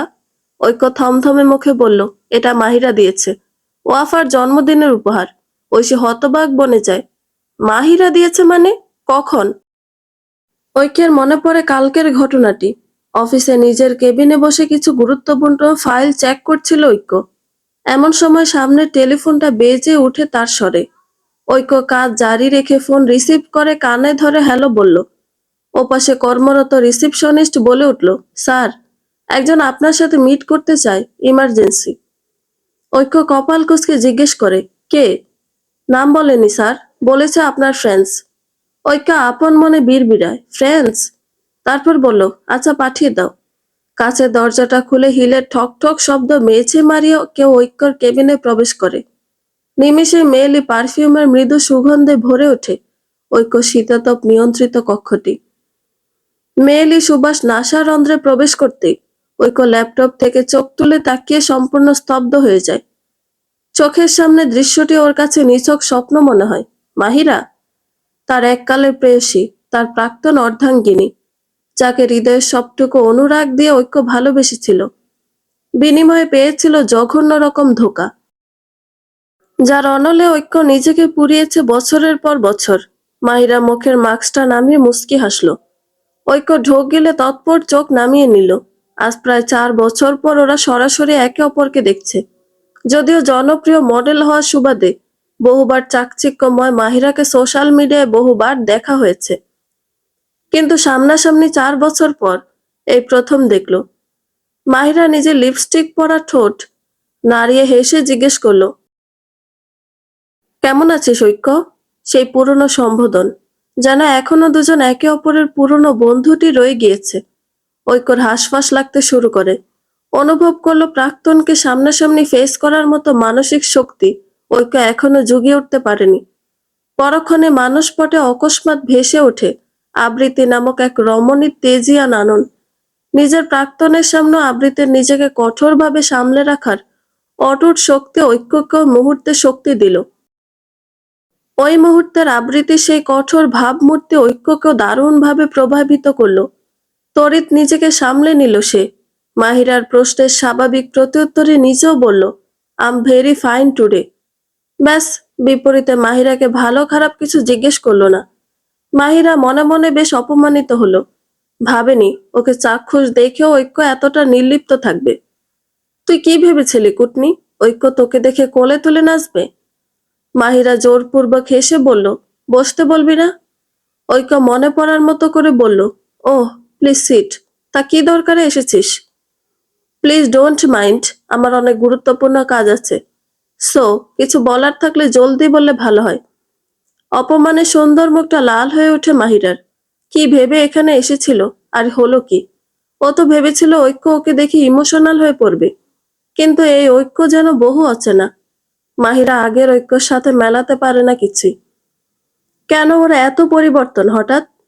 ও যতদূর খবর নিয়ে জানতে পেরেছে, ঐক্য নেশা করে ক্লাবে পড়ে থাকে। মাহিরা কত খুশি ছিল এতদিন এই ভেবে যে ঐক্য তাকে ভুলতে না পেরে ওকে হারিয়ে ফেলার আফসোসে নেশায় অ্যাডিক্টেড হয়ে পড়েছে। কিন্তু এখানে ওর করা ব্যবহার তো ভিন্ন কথা বলছে। কি হলো? What do you want to say? যা বলার জলদি বলে প্লিজ লিভ। মাহিরার কান দিয়ে ধোঁয়া ছুটে যাচ্ছে। এখানে এভাবে চলে আসে যে কত বড় বোকামি হয়েছে তা এখন হাড়ে হাড়ে টের পাচ্ছে। নিজেকে লজ্জা থেকে বাঁচাতে তড়িঘড়ি করে পার্স থেকে একটা বক্স বের করে টেবিলে রাখে। ঐক্য জিনিসটা দেখে ভ্রু কুঁচকে জিজ্ঞেস করে, হোয়াট ইজ দিস? মাহিরা গদগদ বচনে বলল, কাল তো মেয়ের জন্মদিন। এবারে যেহেতু বিডিতে আছি, তাই ভাবলাম ওর জন্য একটা গিফট কিনি। এখানে অনেক এক্সপেন্সিভ একটা ডায়মন্ডের প্যান্ডেন্ট আছে। মাহিরা মনে মনে ভীষণ ভয় পাচ্ছে। ঐক্যর যা হাবভাব দেখছে, বক্সটা না আবার ছুঁড়ে ফেলে দেয়, তাহলে অপমানের যেটুকু বাকি আছে সেটুকু পুরো হয়ে যাবে। কিন্তু ওকে অবাক করে দিয়ে ঐক্য তেমন কিছুই করলো না, বরং শান্ত কণ্ঠে বলল, উপহার দামি বা কম দামি দিয়ে বিচার হয় না। এটার পিছনে কতটুকু ভালোবাসা আছে সেটাই মুখ্য। কিন্তু কিছু অল্প পানির মাছেদের কাছে জীবন, আবেগ, অনুভূতি মানেই টাকা। এরা টাকার জন্য সব করতে পারে। মাহিরা লজ্জায় মাটির সাথে মিশে যাচ্ছে। ঐক্যর প্রতিটা কথা ওর কানে শুল হয়ে বিচ্ছে। ইচ্ছে করছে এক ছুটে পালাতে এখান থেকে। গিফট দেওয়া হয়েছে? মাহিরা বিভ্রান্ত হয়ে তাকায়। ঐক্য নিজের সিংহাসনের ন্যায় চেয়ারে মাথা এলিয়ে বলল, now you can go please. হাত দিয়ে দরজার দিকে ইশারা করে বলল ঐক্য। মাহিরা থমথমে মুখে নিজের পার্সটা হাতে নিয়ে বিড়াল পায়ে বের হয়ে যায়। মাহিরা যেতে ঐক্য টেবিলে থাকা পেপার ওয়েটটা প্রচন্ড রাগে মেঝেতে ছুঁড়ে মারে। শরীরের কোটটা খুলে ছুঁড়ে মারে ডিভানে। হাঁপাতে হাঁপাতে বিড় করে আওড়ায়, প্রতারক! তুই ওই স্লাটটার থেকে গিফট কেন নিলি ভাইয়া? এখন কি নিজের মেয়েকে তুই এই গিফটটা দিবি? প্রচন্ড রাগে কাঁপতে কাঁপতে বলল ঐশী। ঐক্য ঠোঁট বেঁকিয়ে হেসে বলল, এই নেকপিসটা রেনুকে দিয়াই যা। মানে? ঐশীর বিভ্রান্ত গলা। ঐক্য নিজ কাজে মগ্ন থেকে শান্ত স্বরে বলল, মানে হলো আমার আম্মাজানের এত আকাল পড়েনি যে তার মায়ের শরীর বেচা টাকায় কেনা গিফট নিতে হবে। ঐশী মনে মনে ভীষণ সন্তুষ্ট হলো। ঐক্যের এমন কঠোর প্রতিক্রিয়া আশা করেনিও। বিশ্বাস করতে কষ্ট হলো তার ছ্যাঁকাখোর ভাই ওই মাহিরারে এত কোল্ডলি ফেস করে এসেছে। ইনক্রেডিবল। কিন্তু সাহেবের হঠাৎ এত পরিবর্তনের কি সেই বিশেষ কারণ? উজ্জ্বল ফর্সা শরীরে কালো মসলিন শাড়িটা জড়িয়ে আবৃতি নিজেকে আয়নায় দেখে। ফর্সা বরণ গায়ে রংটা একদম ফুটে আছে। আজ বহুদিন বাদে শাড়ি নামক বস্তুটা আবার জড়িয়ে আবৃতির অদ্ভুত অনুভূতি হচ্ছে। এই শাড়ি নামক বস্তুটা ছিল তার অধিকার, যেটা পরিধানের আবৃতির বৈধ হক ছিল। কিন্তু ভাগ্য কিছু মানুষের নোংরামি ওর বদন থেকে জোরপূর্বক এই মূল্যবান বস্তুটিকে ত্যাগ করতে বাধ্য করেছে। দীর্ঘশ্বাস ছেড়ে চুলে খোপা করতে গিয়েও কি মনে করে যেন আবৃতি চুলগুলো আজ খোলাই রাখলো। বহুদিন বাদে পছন্দের মেরুন রঙে কমলার কোয়ার মতো ওষ্ঠ দুটিকে রাঙালো। হাতে পড়ল সেই কলেজ জীবনে কেনা একগাছি কালো রেশমি চুড়ি। ব্যাস, এই সাধারণ সাজাও যেন আবৃতিকে অসাধারণ করে তুলেছে। আয়নায় নিজের লাস্যময় প্রতিচ্ছবি দেখে আবৃতি আজ প্রথমবার অনুধাবন করে ও সুন্দর, খুব খুব সুন্দর। ওর সৌন্দর্য ওর সরলতায়, ওর সৌন্দর্য ওর মাতৃত্বে, ওর সৌন্দর্য ওর ব্যক্তিত্বে। মুচকি হেসে আবৃতি ফোন চেক করলো। সন্ধ্যা 7টা বাজতে আর মিনিট 20 বাকি। ওয়াফার বার্থডে পার্টি শুরু হবে রাত 8টায়। Venue royal convention hall. মাম্মা, দেখো তো আমায় কেমন দেখাচ্ছে? আরশানের আধো স্বর আবৃতির কর্ণে পৌঁছাতেই পিছু ফিরে তাকালো। কালো স্যুট প্যান্ট পরনে ছোট্ট আরশান। ছেলের এই রূপে আবৃতি মুগ্ধতার চেয়েও কষ্ট অনুভব বেশি করলো। কেননা ছেলের আদলে যেন সাক্ষাৎ ধ্রুব ওয়াহিদ তার সামনে। আবৃতির বুক ছিঁড়ে দীর্ঘশ্বাস বের হলো। মেঝেতে হাঁটু গেড়ে বসে দুহাত বাড়াতে দেরি। আরশানের ঝাঁপিয়ে পড়তে দেরি হয়নি। জোরপূর্বক ঠোঁট মেকি হাসি ঝুলিয়ে আবৃতি বলল, একদম রাজপুত্রের মতো দেখাচ্ছে আমার বাবাকে। দপ করে আরশানের ঠোঁটের হাসি নিভে যায়। আরশানকে হঠাৎই মুখ গোমরা করতে দেখে আবৃতি কপাল কুঁচকে বলল, কি হয়েছে বাবা? আরশান ঠোঁট ফুলিয়ে বলল, মামু বলেছে আমাকে অনেক হ্যান্ডসাম দেখাচ্ছে। একদম হিরোর মতো। তাহলে তুমি বলছো কেন রাজপুত্রের মতো? ছেলের রাগের অদ্ভুত কারণ দেখে ফিক করে হেসে ফেলে আবৃতি। হ্যাঁ তো, হিরোর থেকেও সুন্দর লাগছে মাশাআল্লাহ। না না, বলো হিরোর মতো লাগছে। বলো। আবৃতি কপাল চাপড়ায় নিজের। হ্যাঁ বাবাদন, আপনাকে হিরোর মতো লাগছে। আপনার সামনে তো বলিউড হলিউডের হিরোরাও কম পড়বে। কি এত কথা বলছিস দুজন? যাবি না? দেরি হচ্ছে তো। আবৃতি তাকিয়ে দেখে একই রকম স্যুট সেট পরে আহান তৈরি হয়ে এসেছে। নিজের সুদর্শন ভাইকে দেখে আবৃতি মনে মনে মাশাআল্লাহ পরে নিল। বলল, এই তো আমার হিরোর প্রশংসা করছিলাম, তুইও একটু কর। আহান হেসে আরশানকে কোলে তুলে নেয়। হিরোদের এত প্রশংসা করতে হয় না, তারা জন্মগত হ্যান্ডসাম। এখন চল, দেরি হচ্ছে। আবৃতি হেসে পাঁচটা তুলল। বলল, গিফট বক্সটা? ওটা অন দা ওয়ে পিক করে নেব। ওরা ড্রয়িং রুমে আসতেই বাসার কলিং বেলটা বেজে ওঠে। জাহানারা বললেন, এ সময় আবার কে এলো? আচ্ছা দেখছি আমি, তোরা না হয় বের হয়ে যা। জাহানারা বেগম দরজা খুলতে আবৃতি থমকে যায়। ভীষণ অপ্রত্যাশিত কিছু দেখার মতো চমক দেখা যায় সবার নয়ন যুগলে। হতভম্ব হয়ে আওড়ায়, আপনি? অসুস্থ বিধ্বস্ত ইরা দরজার হাতল ধরে দাঁড়িয়ে আছে। জীর্ণ শীর্ণ গাত্রে ভারী পেটটা স্পষ্ট। আবৃতি সেদিকে তাকিয়ে ব্যথাতুর ঢোক গিলে। জাহানারা বেগম মাথায় হাত দিয়ে আর্তনাদ করে বললেন, ইয়া আল্লাহ, এই কালনাগিনী আমার দরজায় কেন আসলো? আবৃতির হুঁশ ফিরে। অবুঝ চোখে ইরার দিকে তাকিয়ে থাকে। ইরাকে এখানে দেখে কি প্রতিক্রিয়া দেখাবে বুঝতে পারছে না। ইরা ভগ্ন প্রায় গলায় বলে উঠল, আবৃতি, আমার তোমার সাথে কিছু কথা আছে। জাহানারা বেগম তেলে বেগুনে জ্বলে উঠেন। এই এই এত কিছুর পরও কিসের কথা আমার মেয়ের সাথে তোর? হ্যাঁ, ওর স্বামী সংসার খেয়েও তোর শান্তি মিলেনি? এসেছিস আমার মেয়ের বাকি শান্তিটুকু নষ্ট করতে? আবৃতি আরশানের দিকে তাকালো। বাচ্চাটা চোখ বড় বড় করে অভূত চোখে দেখছে সব। আহ মা, থামো তো। আহান প্লিজ, মা আর আরশানকে নিয়ে ভেতরে যা। আমি কোনো সিন ক্রিয়েট চাইছি না। আহান দাঁত চেপে শক্ত হয়ে দাঁড়িয়েছিল। নারীদের ভীষণ সম্মান করে আহান, কিন্তু ইরাকে দেখে এই মুহূর্তে ওর ঘৃণা হচ্ছে, ভীষণ ঘৃণা। আহান ভাগ্নেকে কোলে তুলে জাহানারা বেগমকে জোরপূর্বক ভেতরে রুমে নিয়ে দরজা আটকে দিল। ভেতরে আসুন। আবৃতি শান্ত গলা। ইরা ঢোক গিলে গুটি গুটি পায়ে ভেতরে আসে। সাজসজ্জিত আবৃতিকে দেখে অস্থিরতা অনুভব করে ভেতর থেকে। এই মেয়েটার ঘর ভেঙেছে ইরা, পরিকল্পনা করে, ভয়ঙ্কর পরিকল্পনা। অস্বীকার করবে না, ধ্রুবকে পাওয়ার পাশাপাশি আবৃতির প্রতি হিংসাত্মক মনোভাব ওর সেই ঘৃণ্য পরিকল্পনাকে ত্বরান্বিত করেছে। কিন্তু কি হলো? সব হারিয়েও আবৃতিকে কোনো মলিনতা স্পর্শ করতে পেরেছে কি? আরও ও যেন সব পেয়েও কিছুই পায়নি। এখানে বসুন। ইরা বসতে আবৃতি শান্ত স্বরে শুধায়, তা কোনো বিশেষ প্রয়োজনে আসা হয়েছে? তাও এই ভর সন্ধ্যায়? আপনার স্বামী জানে? কেউ কিছু জানে না। কেন এসেছেন? ইরা অস্ফুটে বলল, ক্ষমা চাইতে। কিসের ক্ষমা? তোমার সাথে যা কিছু করেছি তার জন্য। ও আচ্ছা, কিন্তু আজ হঠাৎ করে কি মনে করে ক্ষমা চাইতে এলেন মিসেস ওয়াহিদ? এই পর্যায়ে ইরা চোখ জোড়া ছলছল করে ওঠে। বুঝে আসা গলায় হঠাৎ বলল, আমি আর পারছি না। সবকিছু থেকেও অতৃপ্তির গহ্বরে তলিয়ে যাচ্ছি আমি। আবৃতি, আমাকে বাঁচাও, ক্ষমা করো, মুক্তি দাও এই দহন থেকে। যেই নারী আবৃত্তি সাজানো গোছানো সংসারটা তছনছ করেছে তাসের ঘরের মতো, যার জন্য নিজের সবটুকু চেষ্টা ব্যয়ের পরেও 6 বছরের সংসার জীবনে ধ্রুবর কাছ থেকে স্রেফ অবহেলা কুড়িয়েছে, যার জন্য তার সন্তানকে আজীবনের জন্য পিতার স্নেহ থেকে বঞ্চিত হতে হয়েছে, তাকে কি এত সহজে ক্ষমা করা যায়? না, আবৃত্তি এত মহান হয়তো হতে পারবে না কখনো। ওর এখনো মনে পড়ে অতীতের বিভীষিকা, যখন দিনের পর দিন ও খেটে গিয়েছে শুধুমাত্র ধ্রুবর মনে একটুখানি জায়গা পাওয়ার আশায়। মা বলে, পুরুষের মন নাকি মোমের মতো, নারীর ভালোবাসায় সে মোম গলতে বাধ্য। কিন্তু ওর ভালোবাসা পারেনি নিজের স্বামীর বুকে একটুখানি জায়গা করে নিতে। হয়তো তাকে পেতেই দেওয়া হয়নি। আবৃতি, আমি জানি আমি তোমার সাথে অনেক অন্যায় করেছি।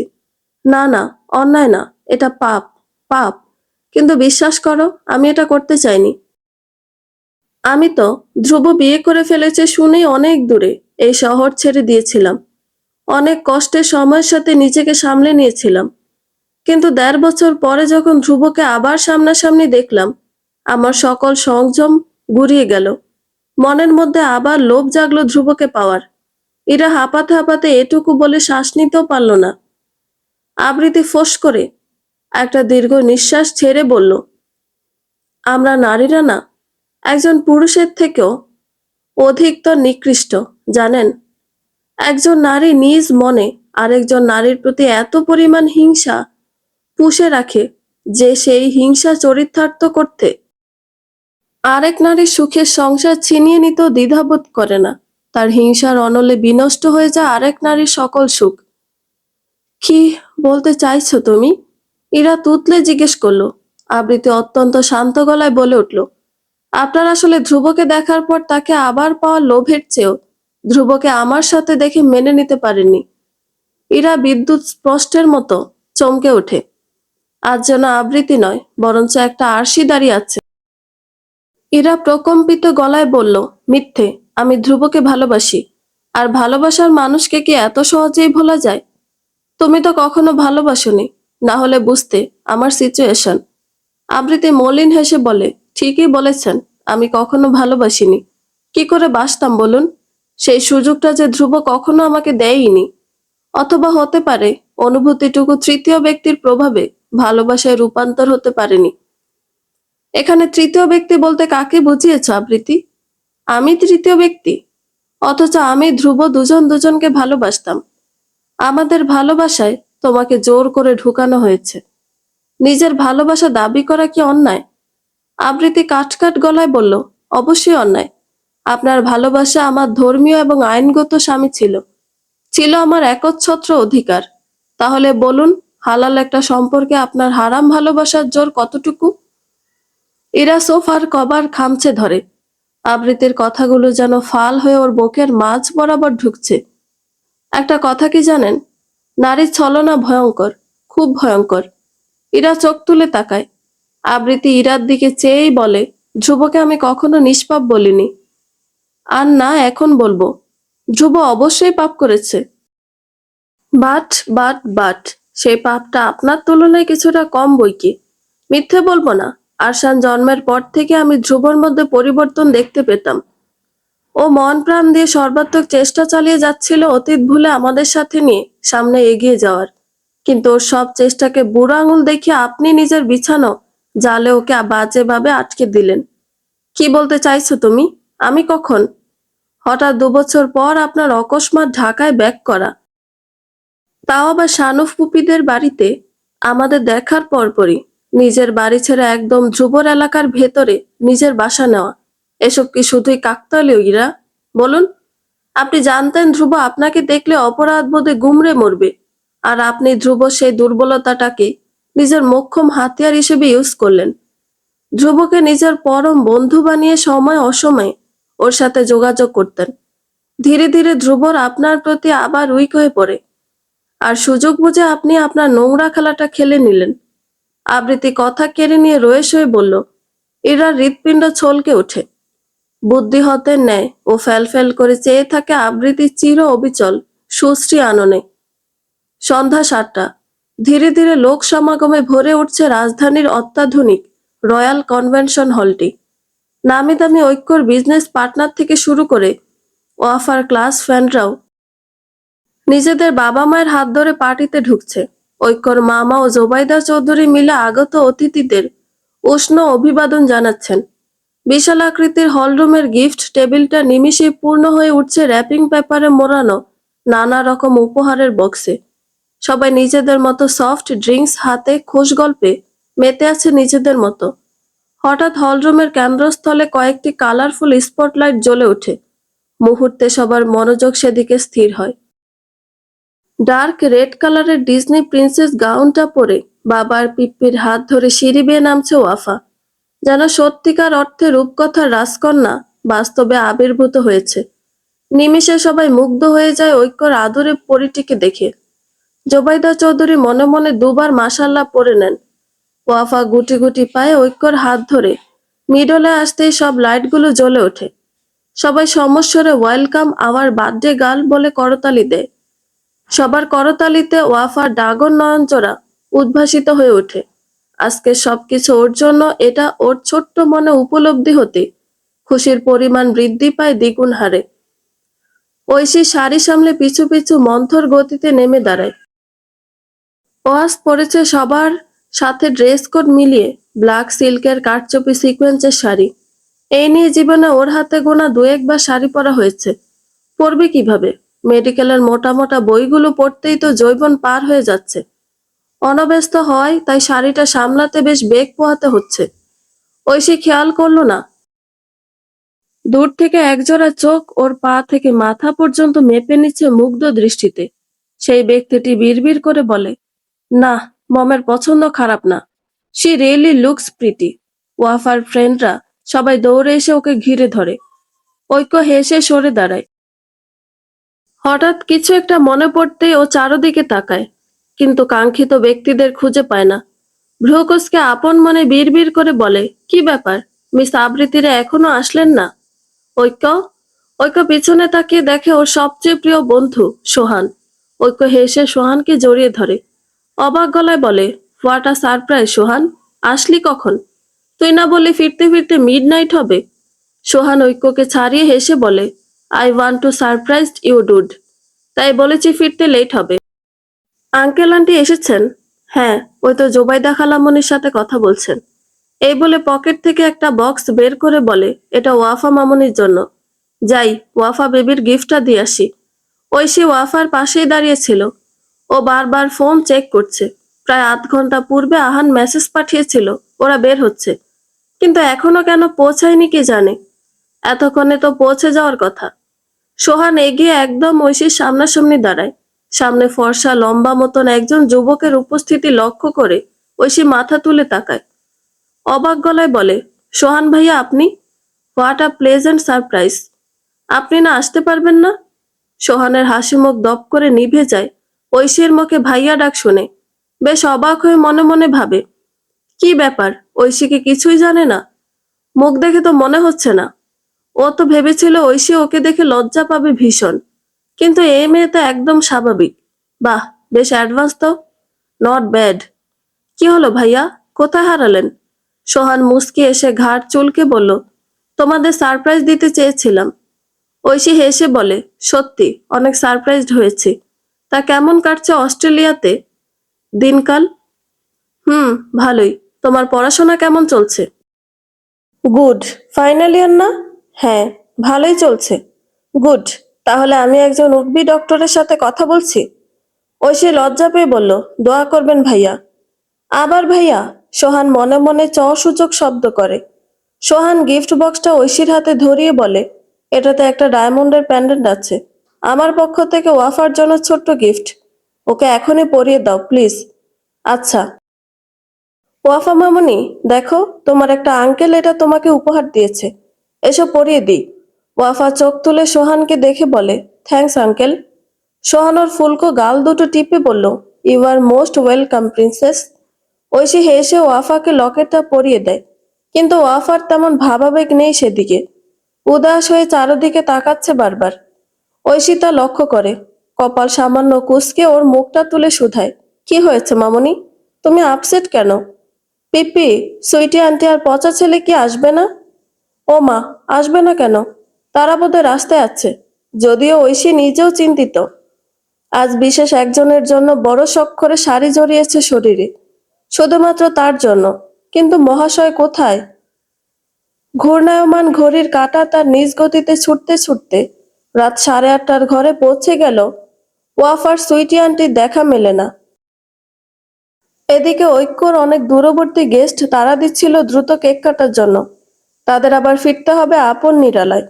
ঐক্য ঐশীকে ডেকে চিন্তিত গলায় জিজ্ঞেস করলো, ঐশী, মিস আবৃতিরা এখনো আসছেন না কেন? তারা কি আসবেন না? বুঝতে পারছি না ভাইয়া। তখন বলেছে রওনা দিয়েছেন, কিন্তু এতটা সময় লাগার তো কথা না। তুই একটা কল করে দেখ তো, আহানের নাম্বার আছে? হুম, দাঁড়াও দিচ্ছি। ঐশী কল লগে আহানের নাম্বারটা তুলে কল করে, কিন্তু ওকে আশ্চর্য করে দিয়ে কলটা কেটে দেয়। কান থেকে ফোন নামিয়ে ঐশী হতবাক গলায় বলল, কল কেটে দিয়েছে। স্ট্রেঞ্জ। ওনারা ঠিক আছেন তো, নাকি পার্টিতে আসতেই চাচ্ছেন না? ঐশীর উজ্জ্বল শ্যামলা মুখটা অমাবস্যার অন্ধকার নেমে আসে। সত্যি আনসার আসবেন না? তাহলে তাকে সেদিন প্রমিস কেন করেছেন? হঠাৎ পিছন থেকে কেউ ঐক্যর ব্লেজার মুঠো করে টেনে ধরে। ঐক্য ভ্রু কুঁচকে পেছনে ফিরতে অবাক হয়ে যায়। ওয়াফা টলমলে চোখে তাকিয়ে আছে। ঐক্য হাঁটু ভেঙে বসে মেয়ের ফোলা গালটা আজলাই নিয়ে নরম সুরে সস্নেহে শুধায়, কি হয়েছে আম্মাজান? ওয়াফার রক্তিম ঠোঁট জোড়া কেঁপে কেঁপে ফুলে ওঠে। ঠোঁট ভেঙে বলে, সুইটি আন্টি আসবে না? তুমি সুইটি আন্টিকে নিয়ে আসুনি? আমি আজ কোনো কেক কাটবো না। সবাইকে বলো চলে যেতে। বলতে বলতে ডাগর ডাগর নেত্রে এতক্ষণে জমিয়ে রাখা অশ্রুকণা ঝরঝর করে নামে গালবে। ঐক্যর বুকটা খামছে ওঠে। মনে মনে ভীষণ রাগ জন্মে আবৃতি নামক নারীটির প্রতি। তার মেয়েটা কতটা আশা নিয়ে আছে কাল থেকে, আর ইনি কিনা শেষ মুহূর্তে আসলেনই না। আমি এটা আপনার থেকে একদমই আশা করিনি মিস আবৃতি। ঐক্য বিড়বিড়িয়ে বলে। নরম হাতে ওয়াফার চোখের পানি মুছে ঠোঁটে মেকি হাসি হাসি ভাব ধরে বলল, কে বলেছে তোমার সুইটি আন্টি আসবে না? তোমার sweetie aunty on the way সোনা। জ্যামে আটকেছে তো, তাই লেট হচ্ছে। ওয়াফা নাক টেনে বলল, সত্যি আসবে? হ্যাঁ আম্মাজান, সত্যি আসবে। তুমি যাও, তোমার ফ্রেন্ডসদের ওয়াফাল টেস্ট করাও। যাও। ওয়াফা মাথা নাড়িয়ে প্রস্থান নিতে ঐক্য দাঁতে দাঁত চেপে বিড়বিড়ি আওড়ায়, না এসে কোথায় যান আপনি, আমিও দেখি। আজকের দিনে আমার মেয়ের তিল পরিমাণ কষ্ট আমি মেনে নেব না। ঐশী, তুই এদিকটা ম্যানেজ কর, আমি একটু আসছি। সে কি, যাচ্ছ কোথায় তুমি? ঐক্য যেতে যেতে শুধু এটুকু বলে, আমার মেয়ের উপহার আনতে। বিশ্বাস করো আবৃতি, আমি যাই করেছি শুধুমাত্র ধ্রুবকে ভালোবেসে করেছি। তখন আমার মনে হয়েছিল ধ্রুবকে পেতে হলে আপনাকে অনেক নিচে নামতে হবে, তাই তো? ইরা মাথা নামিয়ে নিল। আবৃতি বিরস হেসে বলে, আপনারা ভালোবাসা বলতে কেবল ছিনিয়ে নেওয়া কেন বোঝেন? ইরা শুনতে পারল না। টালমাটাল পায়ে উঠে দাঁড়িয়ে বলল, আমি জানি আমি মরে গেল তোমার ক্ষমা পাবো না, কিন্তু প্লিজ ধ্রুবকে তুমি মাফ করে দাও। আমি পারছি না ভালোবাসার মানুষটাকে এভাবে তিলে তিলে অপরাধ বোধে শেষ হয়ে যেতে দেখতে। আবৃতি দীর্ঘশ্বাস ছেড়ে বলল, আমার কারোর প্রতি কোনো অভিযোগ নেই। আমি সবসময় এটা বিশ্বাস করি, আমি যা কিছু হারিয়েছি ওপরওয়ালা তা শতগুণে আমায় ফিরিয়ে দেবেন। ইরা কণ্ঠ হঠাৎ কেঁপে ওঠে। আবৃতি, বলুন। ইরা কাঁপা কাঁপা গলায় বলে ওঠে, আমি সেদিন তোমাকে নিজের প্রেগন্যান্সি নিয়ে মিথ্যে বলেছিলাম। আবৃতি চমকে ওঠে ভীষণ ভাবে। রুদ্ধকর শ্বাসে শুধায়, মানে? সেদিন আমি প্রেগনেন্ট ছিলাম না। আমি তোমাকে মিথ্যে বলেছিলাম যাতে তুমি ধ্রুবকে ঘৃণায় ছেড়ে দাও। আমি জানতাম, এটা জানার পর তুমি কিছুতেই আর ধ্রুবর ঘর করবে না। আবৃতি আজ আরো একবার অবাক হয় নারীটির কুটিলতায়। ভেবে কুল পায় না একজন নারী ঠিক কতটা কুচক্রী হলে নিজের মাতৃত্ব নিয়ে মিথ্যাচার করতে পারে। ঐক্যর গাড়িটা সজোরে ব্রেক কষে আবৃতিদের দোতলা বাড়িটির সামনে। গাড়িটা ভেতরে না নিয়ে গিয়ে বাড়ির সামনে রাস্তার পাশে পার্ক করে। চাবিটা হাতে নিয়ে গাড়ি থেকে নামতে ঐক্যর ভ্রু কুঁচকে যায়। আবৃতিদের বাড়ির গাড়ির গেট পেরিয়ে একটি গাড়ি পার হয়ে যাচ্ছে। গাড়িতে আবছা পরিচিত একটা মুখ চক্ষুগোচর হতে ঐক্য হতবাক হয়ে যায়। আপন মনে বিড়বিড় করে বলে, ইরা? এই মহিলা মিস আবৃতিদের বাড়িতে কি করছেন? বড় বড় পা ফেলে ঐক্য আবৃতিদের দোতলার দিকে অগ্রসর হয়। সদর দরজার সামনে পৌঁছাতে দরজাটা খোলা পায় সে। বিড়াল পায়ে দরজার সামনে আসতে ঐক্যর পা যুগল থমকে যায় ভেতরের দৃশ্য দেখে। আবৃতি মুখে শাড়ির আঁচল গুজে ডুকরে ডুকরে কাঁদছে। আপ্রাণ চেষ্টা করছে যেন ওর কান্নাগুলো কেউ না শুনতে পায়। একজন কুচক্রী নারীর বিষাক্ত ছোবলে আজও সম্পূর্ণ চূর্ণ বিচূর্ণ এক নারী। ঐক্য মন্থর গতিতে ভেতরে প্রবেশ করে। আবৃতি সেদিকে খেয়াল নেই। ও কাঁদছে আজ দিন দুনিয়া ভুলে। ভেতরের রুম থেকে অনবরত দরজা ধাক্কানোর শব্দ ভেসে আসছে। ঐক্য দেখলো বাইরে থেকে দরজাটা আটকানো। আবৃতি, দরজা কেন খুলছিস না? তুই ঠিক আছিস? দেখ, আরশান ভয় পাচ্ছে ভীষণ। আবৃতি, অনবরত দরজা ধাক্কা দেখি আর আহানের উদ্বিগ্ন চিৎকারও আবৃত্তির নড়ল না। ঐক্য এগিয়ে এসে সরাসরি আবৃত্তির সামনে দাঁড়ায়। কোনো শব্দ না করে নির্নিমেষ তাকিয়ে থাকে চুপচাপ। সামনে কারো উপস্থিতি লক্ষ্য করে আবৃত্তি মুখ তুলে তাকায়। ঐক্যর বুক ধক করে ওঠে। হৃদয় অলিন্দে প্রবলভাবে আন্দোলিত হয় সম্পূর্ণ নতুন কিছু অনুভূতিরা। আবৃত্তির ফোলা ফোলা অশ্রুসিক্ত চোখ, কান্নার তোড়ে লালচে নাক, তিরতিরিয়ে কম্পিত রক্তজবার ন্যায় ঠোঁট। ওই মেয়েদুর মুখে সর্বত্র বিরাজমান অসীম মায়া ঐক্যর অন্তঃপুরের দরজায় আবার একবার কড়া নাড়ল। আরজি চাইল ওই বিধ্বস্ত হৃদয়ে নতুন করে জায়গা নেওয়ার। অনুভব করলো ওর মনে ফের জন্ম নিয়েছে কয়েক বছর আগে দাফন করা সেই অনুরক্তি। আবৃতি ফেল ফেল করে তাকিয়ে আছে সামনে। এই অসময়ে ঐক্যকে দেখেও ভূত দেখার মতো চমকে ওঠে। আচ্ছা, লোকটা কি সত্যি সামনে দাঁড়িয়ে আছে, নাকি সব নিছকই ভ্রম? কিন্তু ওকে অবাক করে দিয়ে ঐক্য রাশভারী আওয়াজে বলে ওঠে, অল ডান। মানে? আবৃতির বিভ্রান্ত স্বর। ঐক্য কটাক্ষ করে বলল, মানে কান্নাকাটি শেষ হয়েছে, নাকি আরো একটু কাঁদবেন? আবৃতি বিহবল বনে যায়। ঐক্য সামনে সোফায় বসতে বসতে ফের বলে ওঠে, আচ্ছা সমস্যা নেই, আপনি না হয় আরেকটু কেঁদে নিন, আমি অপেক্ষা করছি। কিন্তু হ্যারি আপ, আমার আম্মাজান কেক সামনে নিয়ে বসে আছে। আপনি গেলে তবেই কাটা হবে সেই কেক।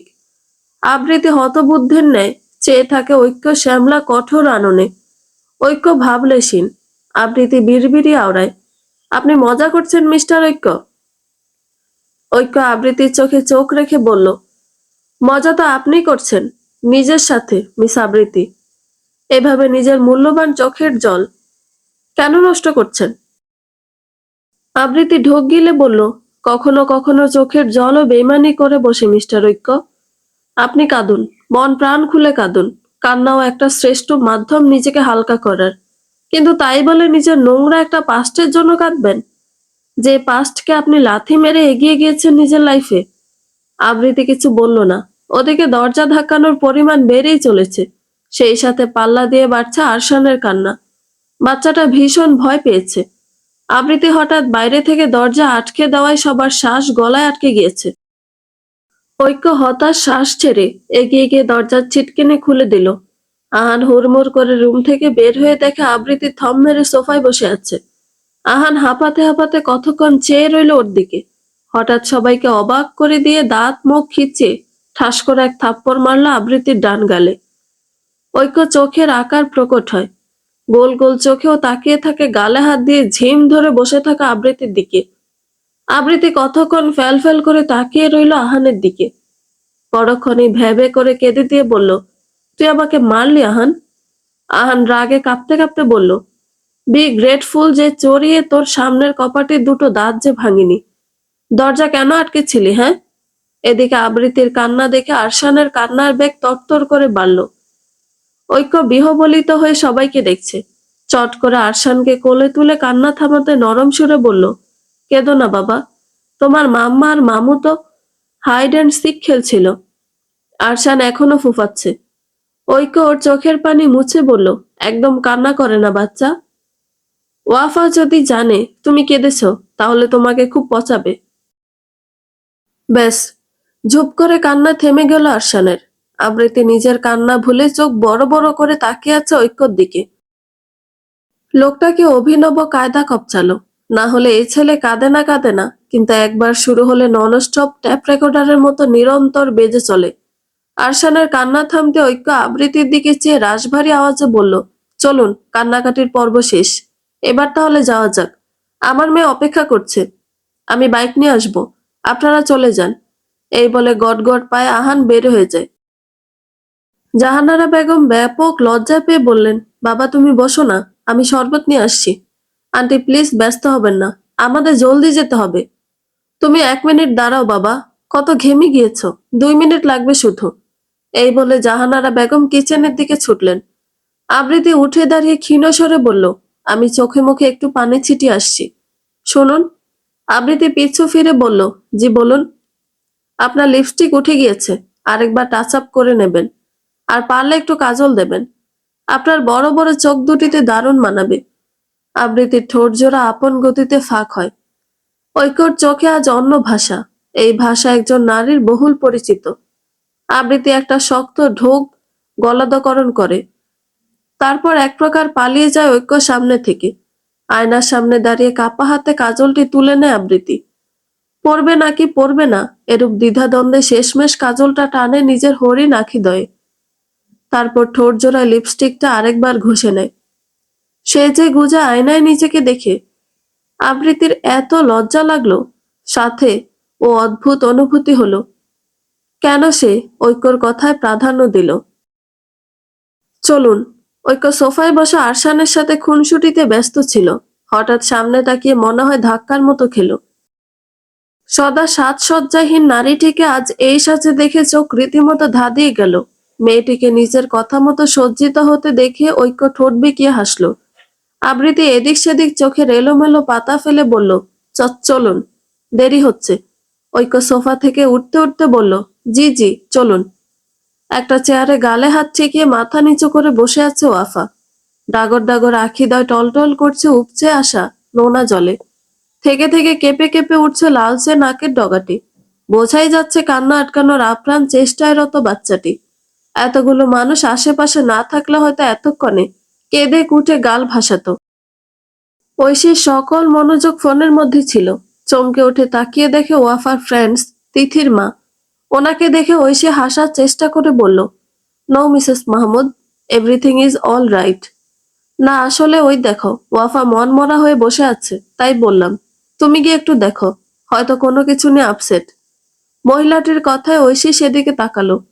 ওয়াফার উদাস মুখশ্রী দেখে ওর অন্তর ব্যথিত হলো। এগিয়ে গিয়ে হঠাৎ ওয়াফার মুখের সামনে ভাও বলে উঠল। ওয়াফা খানিকটা ঠিক চমকালো, কিন্তু পরক্ষণে তুল তুলে মুখটা আবার কালো করে নিল। ঐশী দীর্ঘশ্বাস ছাড়ে। রাত বাড়ছে হুড় হুড় করে। ঐক্য বের হয়েছে সেই 9টা নাগাদ, এখন 10টা 35। কখন আসবে? আজকের দিনও বাচ্চাটা মনমরা হয়ে বসে আছে। ওয়াফা সোনা, এই ডাক এক মমতাময়ীর, যার অকৃত্রিম স্নেহ মাহারা নিষ্পাপ এক বাচ্চার হৃদয়ে অমোঘ এক টানে জন্ম দিয়েছিল সেই কবে। সময়ের সাথে সেই স্নেহের টানকে উপেক্ষা করতে পারেনি আবৃতি, ওয়াফা, কেউই। ওয়াফা সামনে তাকিয়ে দেখে আবৃতি হাসি মুখে দাঁড়িয়ে আছে। ঐক্য আরশানকে কোলে নিয়ে পেছনে এসে দাঁড়িয়ে মুস্কি হেসে বলে, এই নিন আম্মাজান, ইউর মোস্ট ওয়ান্টেড গিফট। ওয়াফা লাফিয়ে উঠল উঁচু চেয়ারটা থেকে। আবৃতি আঁতকে উঠে হাত বাড়িয়ে দেয়। ওয়াফা সেই বাড়ন্ত হাতে এক প্রকার ঝাঁপিয়ে পড়ে, আবৃতিকে জড়িয়ে ধরে ফোফাতে ফোফাতে বলে, তুমি খুব পচা সুইটি আন্টি। আবৃতি হেসে মেয়েটাকে বুকে আগলে নিয়ে বলে, এই বাবা, ঠিক করে বলো তো, পচা আন্টি নাকি সুইটি আন্টি? আরশান ঐক্যর কানের কাছে ফিসফিস করে বলে, আঙ্কেল দেখেছ, ওয়াফাও কাঁদছিল। এখনো আমাকে পচালে আমিও পচাবো। হুম। ঐক্য হাসতে হাসতে বলল, আচ্ছা পচিও। মাশাল্লাহ, ওয়াফা সোনাকে তো একদম প্রিন্সেসের মতো দেখাচ্ছে। মিস্টার ঐক্য, তার রাজকুমারীর রাজকুমার কোথায়? তার জন্য যে রাজকুমারী কাঁদতে কাঁদতে ঠোঁট ফুলিয়ে ফেলেছেন, দেখছেন না? সবাই সমন্বয়ে হেসে উঠল। লজ্জায় লাল হয়ে ওয়াফা ফুলকো গাল দুটো লজ্জায় হাত দিয়ে চোখ ঢেকে বলল, যাহ। ঐক্য হাসতে হাসতে পিছু ফিরে গেল। মিস আবৃতি না আসলে আজ কি যে হতো। জোবাইদা চৌধুরী হাসি মুখে ওদের থেকে খানিকটা দূরে দাঁড়িয়েছিল। এতক্ষণ ধরে তিনি জহুরি চোখে আবৃতিকে গভীরভাবে পরখ করছিলেন। মেয়েটার রূপে যতটুকু না মুগ্ধ হলেন, তার চেয়ে বেশি মুগ্ধ হলেন অমায়িক আচরণে। মনে মনে বাকি সব মায়েদের মতো যতটুকু সংশয় ছিল, তা নিমিষেই দূরীভূত হলো। ঐশী চোখ দিয়ে মাকে ইশারা করে জিজ্ঞেস করলো, কেমন? জোবাইদা চৌধুরী হাসলেন। ঐশী বুঝে নিল, তার মতো তার মায়েরও আবৃতিকে প্রথম দেখায় পছন্দ হয়ে গিয়েছে। একটু পর আহান ঢুকলো, হাতে বিরাট একটা বক্স নিয়ে। ও এটা সব থেকে রিসিভ করে আনতেই লেট হলো একটু। আহান ঢুকতে ঐশীর সাথে চোখাচোখি হলো। আহান চমকে ঐশীর আপাদমস্তক চোখ বুলালো। কোনোদিন শাড়ি নামক বস্ত্রে ঐশীকে দেখতে পাবে এটা কল্পনা করেনিও। ঐশী লজ্জায় কুঁকড়ে গেল আহানের মুগ্ধ দৃষ্টি দেখে। ওই দেখো, মামু চলে এসেছে। সবাই এবার সেদিকে তাকালো। আহান এগিয়ে এসে সহাস্যে বিশাল বাক্সটা ওয়াফার দিকে এগিয়ে ধরল। প্রিন্সেস ওয়াফা, আরশানের তরফ থেকে এই ছোট্ট তোহফা গ্রহণ করলে কৃতার্থ হতাম। ওয়াফা বক্সটা হাতে নিতে নিতে বলল, থ্যাঙ্কস পচা ছেলে। আরশানের হাসি মুখ ধপ করে নিভে যায়। কঠোর চোখে ওয়াফার দিকে তাকায়। আম্মাজান, ঐক্য টেনে ডাকলো। ওয়াফা হড়বড় করে বলে, থ্যাঙ্কস থ্যাঙ্কস আরশান। আরশান নাক ফুলে উত্তর দিল, ইউ আর ওয়েলকাম। চলো দাদু ভাই, তোমার সুইটি আন্টি চলে এসেছে, এবার কেক কাটো। আবৃতি অবাক হয়ে দেখে একটা ক্রিম কালারের জামদানি পরা একজন প্রৌঢ় নারী ওদের সামনে। ঐশী পরিচয় করিয়ে দিল, আপু, আমার আম্মু। আবৃতি সলজ্জে সালাম দিল। ইস, এতক্ষণ খেয়ালই করলো না ওনাকে। জোবাইদা আবৃতির মাথায় হাত বুলিয়ে বলেন, চলো মা, তোমরা বোধহয় অনেক ক্লান্ত, বসবে চলো। না না আন্টি, আগে ওয়াফা সোনা কেকটা কাটুক, এমনিতে অনেক রাত হয়ে গিয়েছে, বাচ্চারা তো এত রাত জাগতে পারবে না। আচ্ছা চলো তবে। একটা 12 কি 13 পাউন্ডের ডিজনি প্রিন্সেস থিমের কেককে ঘিরে সবাই দাঁড়িয়ে আছে। আবৃতি ওয়াফাকে কোল থেকে নামিয়ে সরে যেতে নিলেই ঐক্য সবার আলোকে খপ করে ওর হাতটা ধরে ফেলে। আবৃতির আপাদমস্তক তিড়তিড়িয়ে কেঁপে ওঠে, বিকট ভাবে হৃদয় ধড়ফড় করে। ঐক্য অপ্রস্তুত হয়ে সাথে সাথে হাতটা ছেড়ে দিল। ও নিজেও কিছুটা লজ্জিত বোধ করলো। চাপা স্বরে বলল, এখানে চুপচাপ দাঁড়ান মিস আবৃতি, ওয়াফা না হয় কাঁদবে। আবৃতি এখনো ঘুরে আছে। কি হচ্ছে তখন থেকে ওর বোধগম্য হচ্ছে না। সবার অট্টহাসি শুনে ওদের হুঁশ ফিরে সেদিকে। ওয়াফাকে যে কেকটার সামনে দাঁড় করানো হয়েছে, সেটা ওয়াফা থেকে প্রায় দ্বিগুণ উঁচু। ওয়াফা হাত উঁচু করে কেকটার নাগাল পাওয়ার চেষ্টায় আছে। আবৃতি ফিক করে হেসে দিল। হাসতে হাসতে বলল, মিস্টার ঐক্য, কেকটা বোধহয় একটু বড় হয়ে গিয়েছে। অর্ডার করার আগে ওয়াফার সাইজের কথা মাথায় রাখা উচিত ছিল। ঐক্য দুপাশে মাথা নাড়িয়ে হেসে বলে, ঠিক বলেছেন। এগিয়ে এসে ওয়াফাকে কোলে তুলে নেয় ঐক্য। ডান গালে চুমু খেয়ে বলল, এবার কাটুন আম্মাজান। ওয়াফা হাসি মুখে কেক কাটলো। ঐক্য একটা পিস সুন্দর মতো কেটে ওয়াফাকে খাইয়ে দিল। কপালে চুমু খেয়ে বলল, 1000 বছর বেঁচে থাকুন আম্মাজান আমার। পাপার সব আয়ু আপনার হোক। ওয়াফা বুঝলো না এত কথা। ঐক্যর কোলে থেকে সবাইকে কেক খাওয়ালো। কেক কাটার পালা শেষ হতেই জোবাইদা চৌধুরী সবাইকে তাড়া দিলেন ডিনার করার জন্য। আবৃতিদের জোবাইদা চৌধুরী নিজেদের মানুষদের সাথে বসালেন টেবিলে। আবৃতি ভীষণ ইতস্তত ভাবে বসলো। এদিকে আহান আরশানকে আবৃতির সাথে বসিয়ে নিচে ঐশীর একদম সামনাসামনি বসলো। দুজন দুজনের আর চোখে চোখে অনুভূতি বিনিময় হচ্ছে। হঠাৎ কোত্থেকে সোহান এসে একদম ঐশীর পাশের চেয়ারে ধপাস করে বসে পড়ল। ঐশীর দিকে তাকিয়ে হাসলো। বিপরীতে ঐশীও হাসলো। আহানের চোখ এড়ালো না কিছুই। ও ভ্রুকুসকে বোঝার চেষ্টা করছে এই যুবক কে। ঐশী, তোমার সোহেলি আন্টিকে বিফ এগিয়ে দাও, জোবাইদা চৌধুরী বললেন। ঐশী বিনীত হেসে চামচ তুলে বিফ দিতে গিয়েই বাঁধল গন্ডগোল। পাশে সোহান থাকায় তরকারির ঝোল ছিটকে খানিকটা ওর শার্টে পড়ল। ঐশী আটকে ওঠে। তড়িঘড়ি করে টিস্যু নিয়ে সোহানের শার্ট মুছতে মুছতে বলল, আম রিয়েলি সরি সোহান ভাইয়া। It's okay Oishi. ঐশী, একটু দেখে শুনে কাজ করবে তো, এত অপটু হলে চলে? সোহানের মা হেসে বললেন, সমস্যা নেই জোবাইদা আপা, বিয়ের আগে মেয়েরা অপটুই থাকে। জোবাইদা চৌধুরী হতাশ স্বরে বললেন, মেয়েটা ঘরের কাজ কিছুই পারে না সোহেলি। তিনি গদগদ হেসে বললেন, আরে রাখো তো, আমি আমার ঘরের মেয়ে নিয়ে যাব। তোমার ঘরে যেরকম আছে আমার ঘরেও ঠিক সেরকম আহ্লাদে থাকবে। আমার একমাত্র ছেলের বইয়ের যত্নে কোনো ত্রুটি থাকবে না। হ্যাঁ। সোহান মাথা নামিয়ে লজ্জিত হাসল, কিন্তু মাথায় বাজ পড়ার মতো চমকে তাকিয়ে রইল চারটি চোখ। আহান হতভম্ব চোখে ঐশীর দিকে তাকালো। ওর চোখে অবিশ্বাস। ওই দৃষ্টিতে চোখ পড়তে ঐশী আটকে উঠে চোখ নামিয়ে নিল। আহানের বুক ধরফর করছে। শ্বাস আটকে হতবাক হয়ে একবার সোহান তো আরেকবার ঐশীকে দেখছে। হৃদয়টা সজোরে হাত দিয়ে খামচে ধরার মতো যন্ত্রণা অনুভূত হচ্ছে। বন্ধুরা, গল্পটি ভালো লেগে থাকলে একটা লাইক করে দিবেন এবং গল্প সম্পর্কে কোনো মতামত জানানোর থাকলে কমেন্ট করতে পারেন। গল্পের বাকি অংশ শোনার জন্য চ্যানেলটি সাবস্ক্রাইব করে পাশেই থাকবেন। ধন্যবাদ সবাইকে। ভালো থাকবেন।